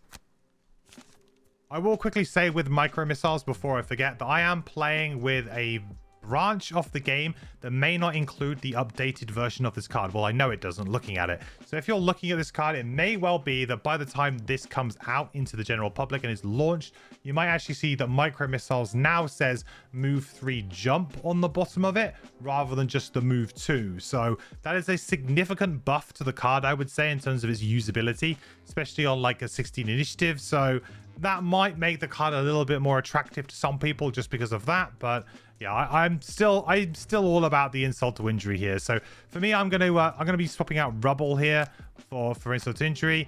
Rubble is one of those cards where we've just been getting value from either the attack 4 on the top here, or by just doing that move 2 to create a obstacle for us to give us some fuel for our crushing weight. Our knockout the support bottoms, or for example our firebomb bottoms. But now I feel like we don't necessarily need it quite as much. We've definitely just got some good value cards we can play. We're maybe not so reliant on there being all of these obstacles all the time. Okay, on to level 8. So at level 8, we have Gut Punch, and we have the bigger one. So Gut Punch is attack 5, consume Earth to get +1 attack, push 2, consume Fire to get +1 attack, immobilize. So this could potentially be an attack 7 with push 2 and immobilize. I mean, that's pretty damn good, I would say. Not to mention we're about to look at the bottom half of this card, which is also really good. I mean, we don't have a really great reliable way right now to always get both of these elements together. We can comfortably create fire on its own, and we can comfortably create earth on its own, but trying to get both of them together might be a little bit of a problem for us with this build. But to be honest, I feel like attacking something for 6, just regardless of whichever one you go for here, is going to be very strong. So I mean, I would say that this is slam dunk an amazing card. It could be some great control here. Yeah, this is really quite good. In fact, To be honest, this is the kind of thing that would have comboed off really well with micro missiles bottom here, because in theory we could have created the earth very simply and easily, and then we could have used something like fire bombs to create the fire and go straight into it. So gut punch definitely has some very nice combinations where you can easily get the fire and earth together. In this current build, as I've got it, we don't really have a straight up way of doing that though, so that is kind of worth considering here. With a few small changes to the build, you could absolutely get gut punch to happen, to punch off. But I will probably be more excited to play, though, the bottom of this card, which is, of course, attack 3 and stun. We've been looking for something maybe to replace piston punch, because it's one of these cards that I don't really love playing because it doesn't really do a lot. It just stuns things. And we've been doing that since level 1, and it's quite an unimaginative card, to be honest, to be playing with. Well, gut punch now is just the straight up upgrade, because not only do we stun, but we now also get an attack 3 on top as well, which of course is just going to be super good. Not to mention we also get the better initiative chucked in as well for free, so then we're going to get a nice 26 instead of a 42, because of all of these times we've had to kind of combo this off, probably with something like extra fuel, just to try and make sure that we get that stun off at the right time. But now we don't have to worry about it, we can just do this. So gut punch is just an insane value card in terms of damage on the top, but also in terms of control on the bottom is super premium. So yeah, a very good card. Next up, we have the bigger one, which is attack 4, range 2, the bigger brother of the big one. We were very fond of the big ones, so the bigger one is a bigger AoE there, so much easier to try and fit enemies in and get that max number of targets that you can hopefully get from it. Create fire and earth, same as usual, 2 XP. Destroy all objectives in the targeted area. All allies in the targeted area suffer 2 damage. So that is a drawback compared to what we had before. I mean, you are letting off a giant bomb, so I mean, I guess there were going to be some unfortunate casualties, some necessary casualties, potentially some sacrifices to be made. There's a good chance you will hit some allies with this. I don't really see a way that if you want to try and hit everything, unless of course you go super early and it's a brand new room, maybe. I guess there's a chance for that. But this is obviously a very good attack.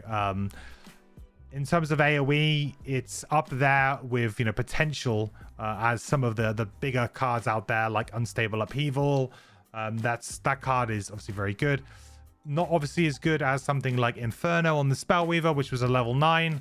This is a burn, so it's definitely tapered a little bit, but it is very strong. And for a character that has such a good attack modifier deck, ways to gain strengthen, and you could potentially put a lot of extra damage into this. I feel like yeah, it's good in theory, really get a massive head start in a room, or completely finish off a room if you're lucky with some flips and it's low health swarming enemies. So there's some really good potential with the top of this card, absolutely. On the bottom, you got move 3. All adjacent enemies that are adjacent to a wall suffer 2 damage, and that's pretty decent too.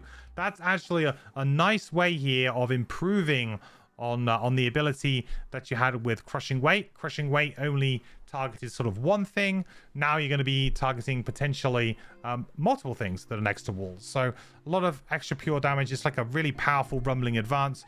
Of course, if you have no enemies at all next to the wall, then it's not going to do anything. It's just going to be move 3. So 31 initiative on this as well, pretty similar to the big one. It's in that 30 range. It's okay. It's not fantastic, not great. Might need to pair it with something if you want to go super early, but it's just fine.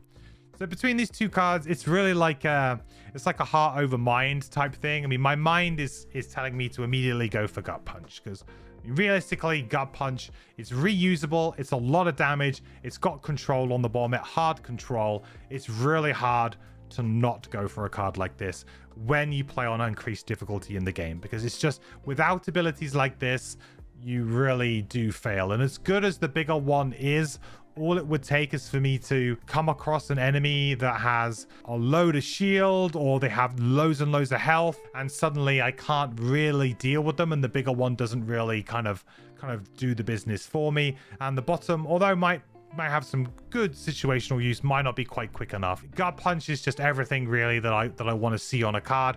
a lot of damage and some controls. So I feel sad for the bigger one. Unfortunately, Gut Punch is really the logical pick here. So the card we're going to swap out, nice and simple. Piston Punch is finally gone, and we can bring in Gut Punch, and we've got a nice earlier initiative, and we don't have to worry about this kind of awkward stun that was always just either a little bit too slow, or yeah, we had to pair it with something very particular. So it's freed us up a little bit more flexibility now too. Okay, let's go to level 9. So at level 9, we have Collateral Damage and we have Wholesale Destruction. 2 cards that have been changed very, very slightly and very subtly in their wording just to suit Gloomhaven Digital. So no functional change with either of these 2 cards. So Collateral Damage is destroy 1 adjacent obstacle or object with health. If you do, gain 1 XP and perform attack 4, push 2. Target all enemies adjacent to the destroyed obstacle or object. Consume Earth to get +2 attack. This is a really, really interesting ability because it makes some scenarios just an absolute cakewalk, right? Scenarios where you just have to destroy an objective. I'm already thinking of some later one in particular later scenario in the campaign. This would absolutely just make things so easy, kind of like scenario breaking in a way, because you have these things where you just need to destroy an obstacle within a certain time frame, or you just need to destroy an obstacle to win, and it's like at the end of a bunch of hallways, and you just run through and do it, and it's easy. The attack 4, push 2, target all enemies adjacent to the destroyed obstacle or object. I guess it's okay. Potentially consume Earth to make that an additional +2. So attack 6, now we're kind of talking. Don't think you're really doing this unless, of course, you're just trying to win the scenario without that Earth, because that is quite a big buff. So you're going to want to have that Earth there. Overall, this card, I feel, is like, it's like a mixed review, really, because it can break certain scenarios, and you could just chuck it in your deck or chuck it in your sideboard, and then when you come to a scenario with an object with health, then perhaps you can go for it. You could always, I guess, use this anyway. It's just a big attack and an obstacle, maybe. So maybe it does make the cut for the fact that the top can be used in any scenario just with an obstacle too. It's a good attack, it is, but it is a burn, and maybe we need the bottom to do something to help us out. So 15 initiative is good, so that's a nice good start. Move 2, destroy 1 adjacent obstacle. If you do, gain 1 XP, and all enemies in the same room as a destroyed obstacle suffer 2 damage. So we got ourselves like a little mini Inferno, I guess, in a way. We got Inferno, but on the bottom of a card and attached to a move. So kind of interesting, and actually could do some work. The good thing about this is we now kind of just disregard where the obstacle is, right? Now we don't even have to worry about where the obstacle is. Whereas before we were using something like fire bombs and we had to make sure the enemies were there. Now, who cares? We can just do whatever we want. And I feel like this is actually really a pretty interesting effect. And if you have a bunch of obstacles and you could just repeat this all the time, it could be quite strong. This is a lot of damage in a room where you might have, let's say, 6 enemies or so, 6+ enemies, and you're playing on 4-player or whatever.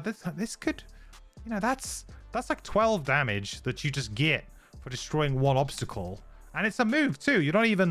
It's not like you even give up anything else up. You just do an attack as well on top, right? On 15 initiative as well. So this is really good. That taking away that caveat of having enemies to be adjacent really just improves your damage potential and frees you up massively. So yeah, Collateral Damage, the top, I guess I'm kind of so on. I mean, it's strong. It's a good attack. But the bottom here, I really like where it's at with the extra damage and things. And I think that's actually pretty strong and can definitely add up over the course of the scenario. But maybe not very glamorous, but it does break the game in a certain way, which is, gives you some kind of a big upgrade to your flexibility on your character, on your movement. So suddenly your movement starts to free up a bunch. You still have to destroy an obstacle, right? So you still have to move next to an obstacle, but you don't necessarily need to worry about all of the enemies all the time and things like that. So for 2 halves of a card for a level 9, the top's maybe slightly on the weaker side because it's a burn. Like I would have liked to have maybe seen this a little bit different and not a burn, but then they couldn't have put the destroy object with health on it. So yeah, maybe a bit awkward there. The other card is Wholesale Destruction, which is attack 2, move 2, attack 3, consume fire to get +1 attack and wound on that final attack. So just lots and lots of little attacks.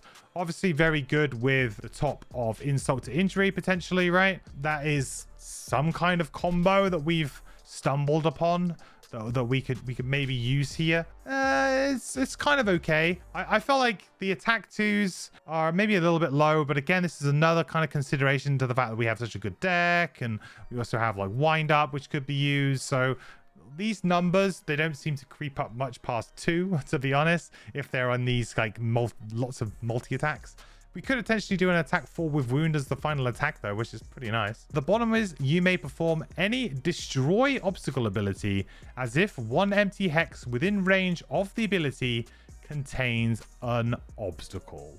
Okay, so now we don't even need obstacles, right? Basically, we can get the destroy obstacle trigger as long as it's an empty hex within range of the ability, and that's it, really. So suddenly we have strengthen every single time, right? We kind of have permanent, we could potentially get permanent strengthen if we were to use stamina potions and things like that. Potentially something like fire bombs could always go off whenever we needed it to, right? It just needs to be adjacent, and we just say, okay, that's gonna go off. Potentially you could dust cloud whenever you want, so you just get shield 2 whenever you want. So basically we're going to be going around getting shield 2, getting strengthen, doing extra damage through fire bombs. So we're just going to be running around, just no dramas, you know, no problems whatsoever. So yeah, this is pretty good. It is a burn, but it's a passive ability, 2 XP, and it goes on forever. So this character actually does have 2 level 9s that are equally fun in their own way and get you to approach the game in different ways. It's a shame that you can't get both, right? Because I mean, the bottom of this card plus, you know, the bottom of this card, I mean, you can see why they don't allow you to get both, because it would be broken. It would be way too strong. The thing with wholesale destruction bottom, it does probably work better in the general campaign. In the general campaign, I would say wholesale destruction, just not having to worry about obstacles at all. Like, you can just do your thing.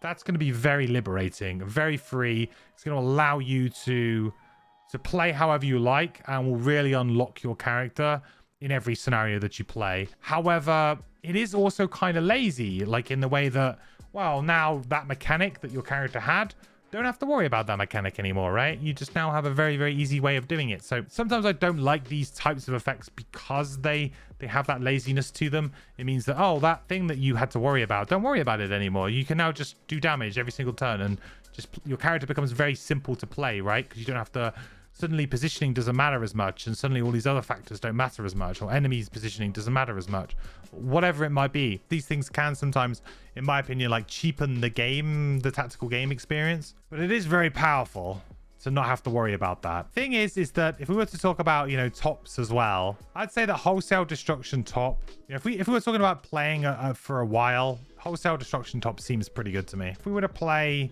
without the bottom of this, because let's say there are actually obstacles, so we can just use the top of this, I think you're pretty happy about that. Whereas collateral damage top, you're still waiting for the opportunity to do it, and to be honest, you're probably always going to be incentivized to do it because the bottom is so usable all the time. This is tricky. This is very tricky decision. Perhaps if you're playing on 4-player, collateral damage is the correct pick, just because it gives you just so much extra damage potentially.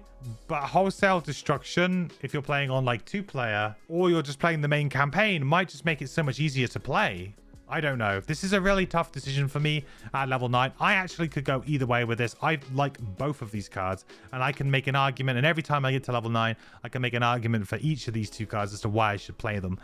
So I guess the 9-card hand would be a little bit taxed maybe with the bottom of this, and also with mech suit, but probably not, because you play the bottom of mech suit a lot. Also, the bottom of mech suit just make an obstacle, which then makes kind of wholesale destruction maybe a bit not quite as needed.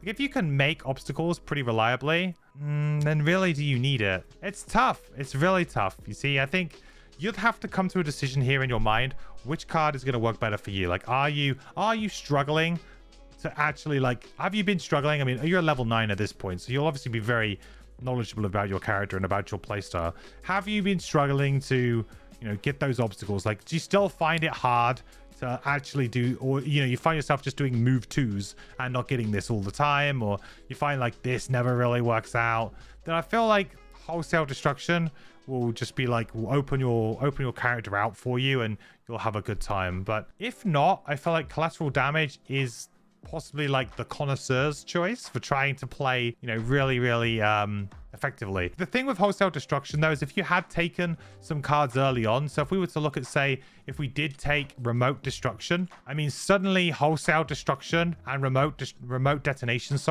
are looking amazing. So if you had taken remote detonation, I felt like wholesale destruction could just be the pick, because essentially you can just pick anywhere within range 4 and just start doing attack 2 AoEs from it. I mean, that seems really powerful to me. Overall, having a low initiative also helps to tip the scales a little bit here. And also, it's a nice replacement potentially for crushing weight at this point in time too. I'm going to go for collateral damage, but honestly, here, I think you can pick whichever one you feel best about. So swapping out a card at this point in time, I feel like you can make a good example now to maybe even get rid of something like knock out the support. The strength in here has been very good up to this point because of all of the +2s and things that we have. But at level 9, you've got a really good attack modifier deck. Pretty much all of the cards that you draw are good. You're not really going to draw a bad card apart from the miss. So I feel like you can almost get rid of knock out the support here. Replace it with collateral damage, because really destroying this and just doing 2 damage to everything is going to be probably the same as having strengthen, to be honest, most of the time for you. So I feel like swapping collateral damage for knockout the support is a really fair move. In fact, you may have even considered already getting rid of knockout the support earlier on, just because of the fact that you were already pulling so many good cards, or your deck is so good that you just weren't really worried about trying to, get that additional +1 each time or every now and again. So here we are at level 9, and these are my final choices. I don't think, looking back, that I would have changed too many things from the main physical board game to digital. I feel like the changes in digital are all just buffs, really, just quality of life, little improvements to the character to make them more usable in the wider Gloomhaven game. There wasn't suddenly a new strategy that suddenly kind of appeared through play. I felt like this character was pretty much the same in terms of style, and yeah, I don't think there would have been too much I would have changed, if anything at all. So one perks, as I've been talking about all this time, we have such a great attack modifier deck. We have the potential to get rid of our -2, all of our -1s, and pretty much all of our +0s by the end of it, just becoming a +0 poison. So can't get rid of that miss though, nobody can. And yeah, so you're still going to have that swinginess, but with strengthen as well, we're going to look really good, especially in the kind of mid game, if you like, when strengthen's really going to take hold, when we don't have all of our attack modifiers set up and we don't have all of our perks, but we have a good amount that strengthen's really going to start to pay off. So we're going to be getting rid of all of our -1s first, then we're going to be getting rid of our -2, then we're going to be getting rid of our -1 and making it a +0 poison. Always best to get rid of your negatives first if possible. So after you've done those 4, you're probably sitting somewhere around level 4, level 5, maybe even level 3 if you're doing really good with your battle goals and you've been very good at getting your double checkmark battle goals. At this point in time, we want to really start to increase the chances of us getting our +1s. This is where we're going to start considering to play Dust, which is going to get rid of the 4 +0s. That's going to really start to heavily favor us, especially with the strengthen now, to be able to get +1, and that's really where we want to be with this character. So next we go Dust. Next, let's continue to increase the chances of us drawing higher values. So Heighten is really good, replacing these +0s with a +2. We can do this twice, then we don't even have a standard base 0 in our deck. We're only going to have this +0 poison. So really strong here. So this is a nice, easy one to do too, increasing our damage quite considerably, especially with that strengthen again. So a perk I haven't mentioned so far, but I definitely should mention, if you are planning to play this character outside of the Jaws content and you want to play some normal Gloomhaven scenarios with her too, you want Resilient, which is ignore negative scenario effects. This was a perk that wasn't originally on this character. It was added in digital because in the wider Gloomhaven world, there are a lot of negative scenario effects, and that could really hurt a character like this, because lots of curses, poisons, wounds, stuff like that on a low health character, it could really hurt your potential damage output and your efficiency with your character as you play. So if you are planning to play this character outside of Jaws, I would consider this. I might even consider taking this just if you're having a hard time on Barrow Lair, which is the second scenario that you have to play if you're starting a brand new save with the Jaws of the Lion stuff, just because you get a bunch of curses in your deck for that one, and maybe that might help out a little bit. But you can probably defeat that one without it, but it's just something to consider if you are. If you are not, if you are just planning on playing Jaws of the Lion content with these characters, then you can ignore this and just kind of continue going down the damage route. So as we're going down the strengthen route, we definitely want to start increasing these +1s up to +2 as well. We really just want to be drawing +2 as often as possible. You can pick and choose whichever element you feel like is better suited, or you're lacking, or maybe is more beneficial to your party in general. I know that we have a bit of a lack of earth on our party for generating, or at least generating reliably, so I'll go earth first with this particular build, but I feel like you can go either or here depending on what you really want to hit. So that's all of the perks that I have on this character at the moment, just purely from the leveling up. I think you can go straight into Ignite afterwards. You definitely want all 4 of these 2 perks. I think Daze is probably your next choice. Shatter's an interesting one. I think if you could draw it occasionally, it would be quite nice, but I also feel like really this character is all about getting to that +2 number as much as possible with your strengthen, and this doesn't quite do it. It's a little bit unreliable. It's a little bit janky, and especially when you're being +2 all the time, are you really going to be able to draw it? Especially if you're going to be strengthened all the time, like how often are you really going to be doing it? So yeah, I feel like realistically aim for +2 as much as possible, and yeah, just do as much damage as possible to the enemies and you won't regret it.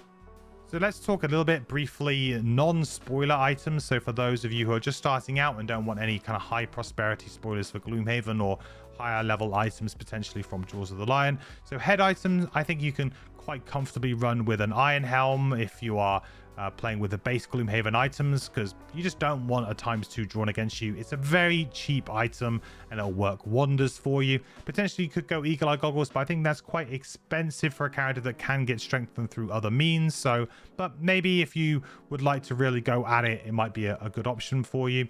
Body item early on, you're going to be looking for probably invisibility cape. You are always going to be in the front line, so being able to just turn invisible on demand would be good. Studded leather is also another good option for you too, just a way for you to maybe tank through a little bit of the damage. You're not going to be able to wear armor items, so you're going to need to find other ways of being elusive, or to essentially save some damage, or take an item like studded leather, right, that doesn't actually require you to have that. It's a little bit of a weaker but still a useful tanking item in some ways. For hand items, I think piercing bow is a really logical choice for an early game item, considering you got the big one and you've also got like strengthen already, so that can allow you to chop through some really annoying shielded enemies when you come across them, as long as you can get them all nice and clumped together.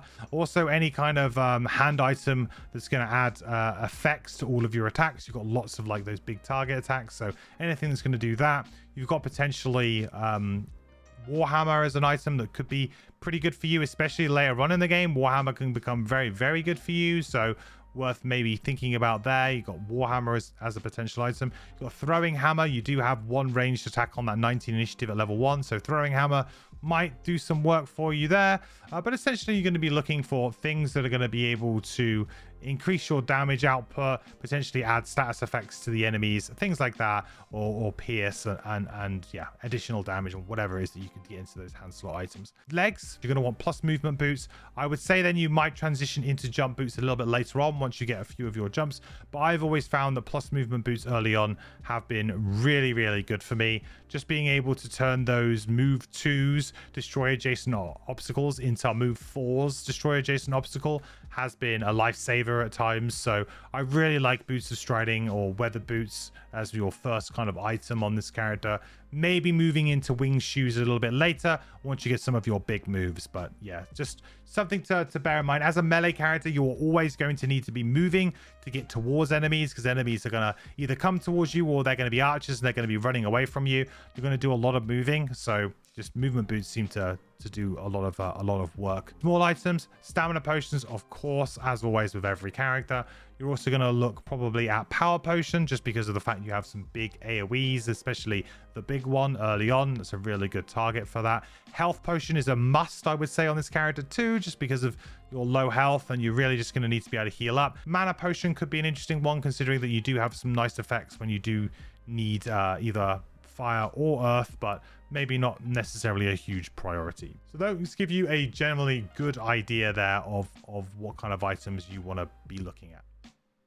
Okay, so now into the spoiler section. So spoilers, you've got a couple of good items, I think, that we know that we can start using.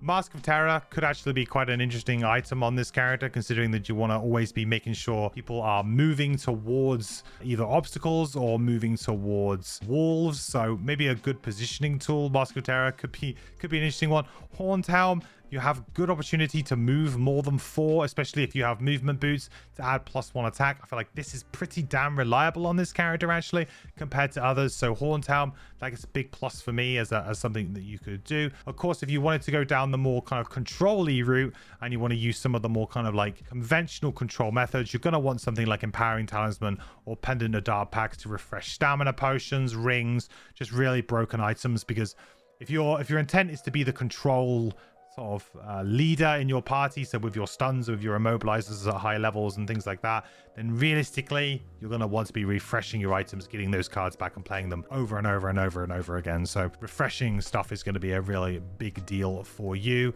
I feel like something like Telescopic Lens or Hawk Helm has some situational use with a couple of cards, but realistically is not actually that good. I don't think you really need to worry about that.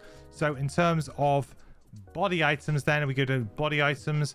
I've already said I feel like starting items, really, you're going to be looking at leather armor, studded leather armor. I think that these are the best starting things for you. But as you move on, you're absolutely going to be looking for something like Cloak of Phasing, because this card is broken with your character, right? This item, because I mean, you can essentially just move onto obstacles all the time. You're constantly creating them, you're constantly moving around them.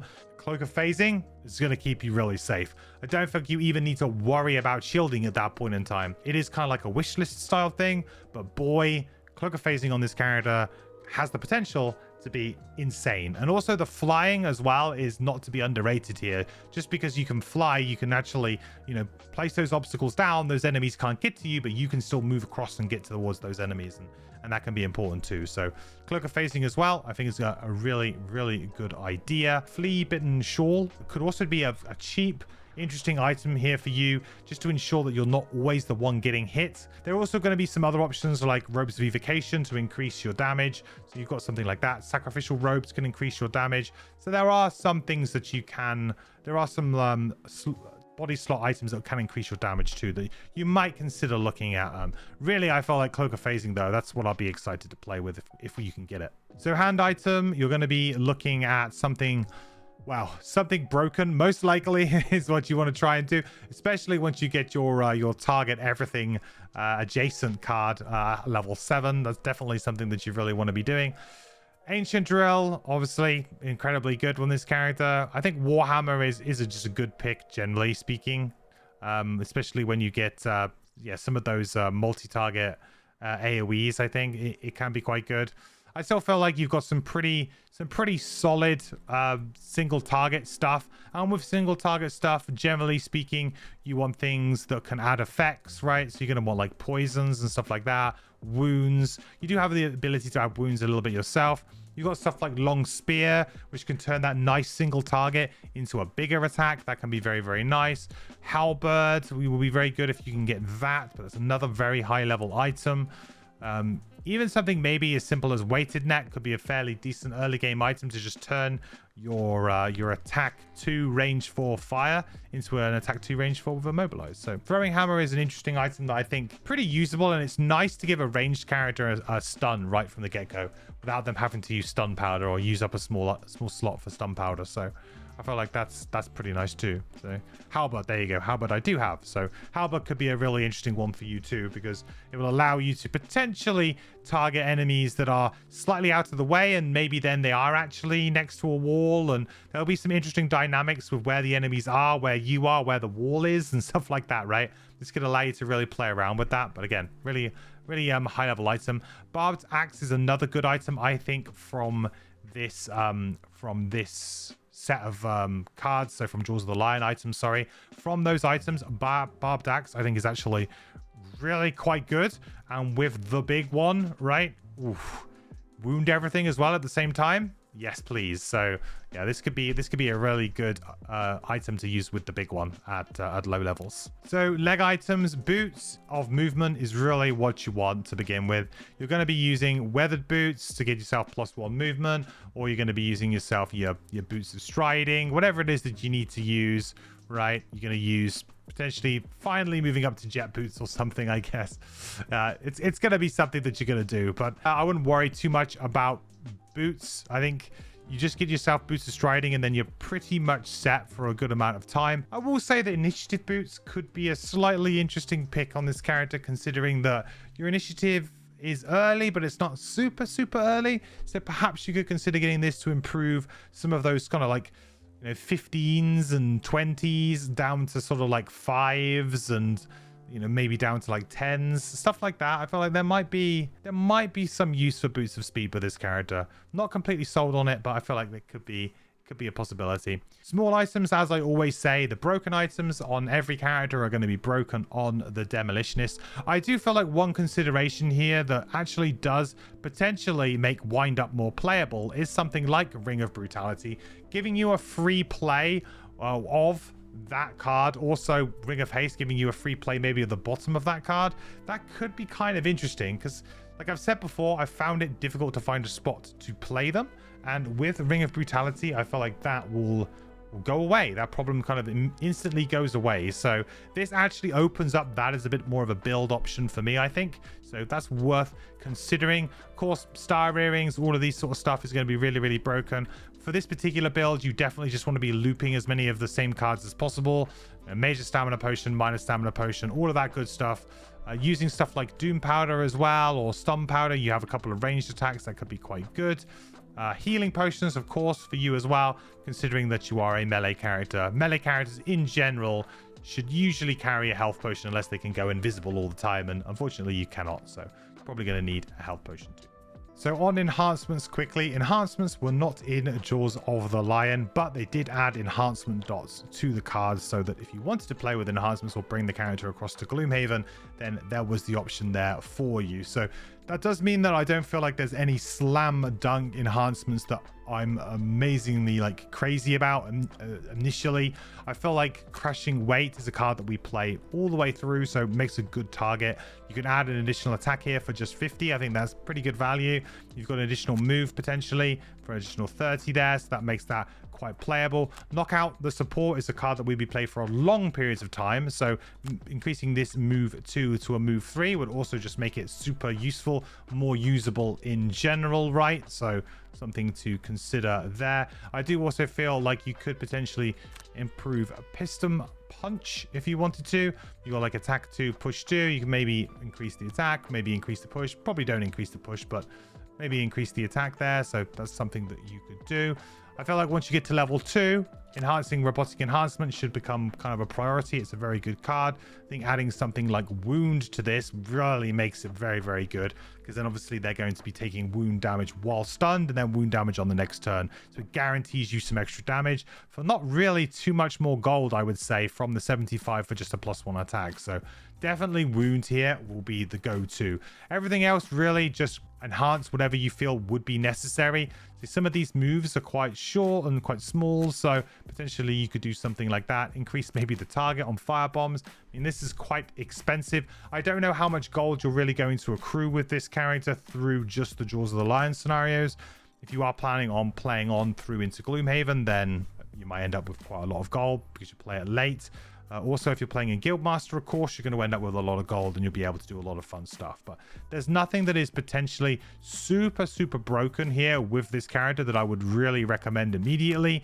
There are some good options along the way, again, like Mech Suit, maybe move that, but there's some good options along the way for just increasing things by +1, or as I said, potentially increasing this with a wound is also a really good one. Okay, so there we have it, guys. There's my guide on the Demolitionist character, one that I think got a little bit of a hard time from people after the Jaws of the Lion kind of campaign kind of wraps and people go and take this character outside. It clearly needed some work, and it's great that it's been addressed by the Gloomhaven digital devs, but also by Gripeaway, who helped consult on this particular character, and also I think the wider kind of Gloomhaven community. I think maybe even Isaac might have had some sort of involvement, or at least an okay in it. So it was really good to see that the kind of Gloomhaven team took a look at it and kind of acknowledged that there were a few weaknesses or a few things that need to maybe buffed up or changed slightly to work in the digital version and also just in the wider game. I do feel like this character is a bit of a feast or famine style character, which some people will like, some people won't, which means that sometimes in a scenario you'll feel like you're kind of popping off and you're doing really, really well and everything's sort of lining up and everything kind of fits into place. But then other times you're going to be playing the character and there's not going to be obstacles, or all the enemies are going to be in the middle of the room, there's going to be no walls, you know, there's going to be situations where actually things just feel kind of bad for you. And that's a shame, I think, for this character, because it is quite a thematic character. It's got a great graphic design, great identity to it as a character, and she's very fiery, but it's just, yeah, it's one of those kind of things where if you were to take those mechanics away from her completely, then she would just feel maybe a bit boring. So it's a difficult one. It's a tightrope that's hard to walk, and some people will like it and some people won't. Thank you so much for watching. I really appreciate it. If you would like to support the channel, then you can always come over to patreon.com/mandatoryquest or go to mandatoryquest.com, where I've got my merch store and all my Patreon links. In there, you can get early access to some of my videos and some of my guides, but also get some discount on some merch if you'd like to pick up a shirt or something like that. And I really appreciate that support. But also, thank you so much just for watching. And if you did enjoy it, like and subscribe, all that good stuff, that usual YouTube stuff, because that does really help me out a bunch too, and I do really appreciate it. Don't forget, you can also catch me over at twitch.tv/mandatoryquest, streaming a lot of Jaws of the Lion at the moment, so come hang out. I usually stream on Mondays, Wednesdays and Fridays, but at the moment I am doing a lot of extra streams, so come over to the Twitch and maybe see me play the Demolitionist live. Great. All that's left for me to say is, again, thank you so much for watching. I will catch you in the next video. Bye. I think still, yeah. Oh, Scott, that's the blessing from Jam. yeah. That's the blessing from. Isaac, at this point, can we get your approval to add an additional attack modifier deck for allies in the digital version?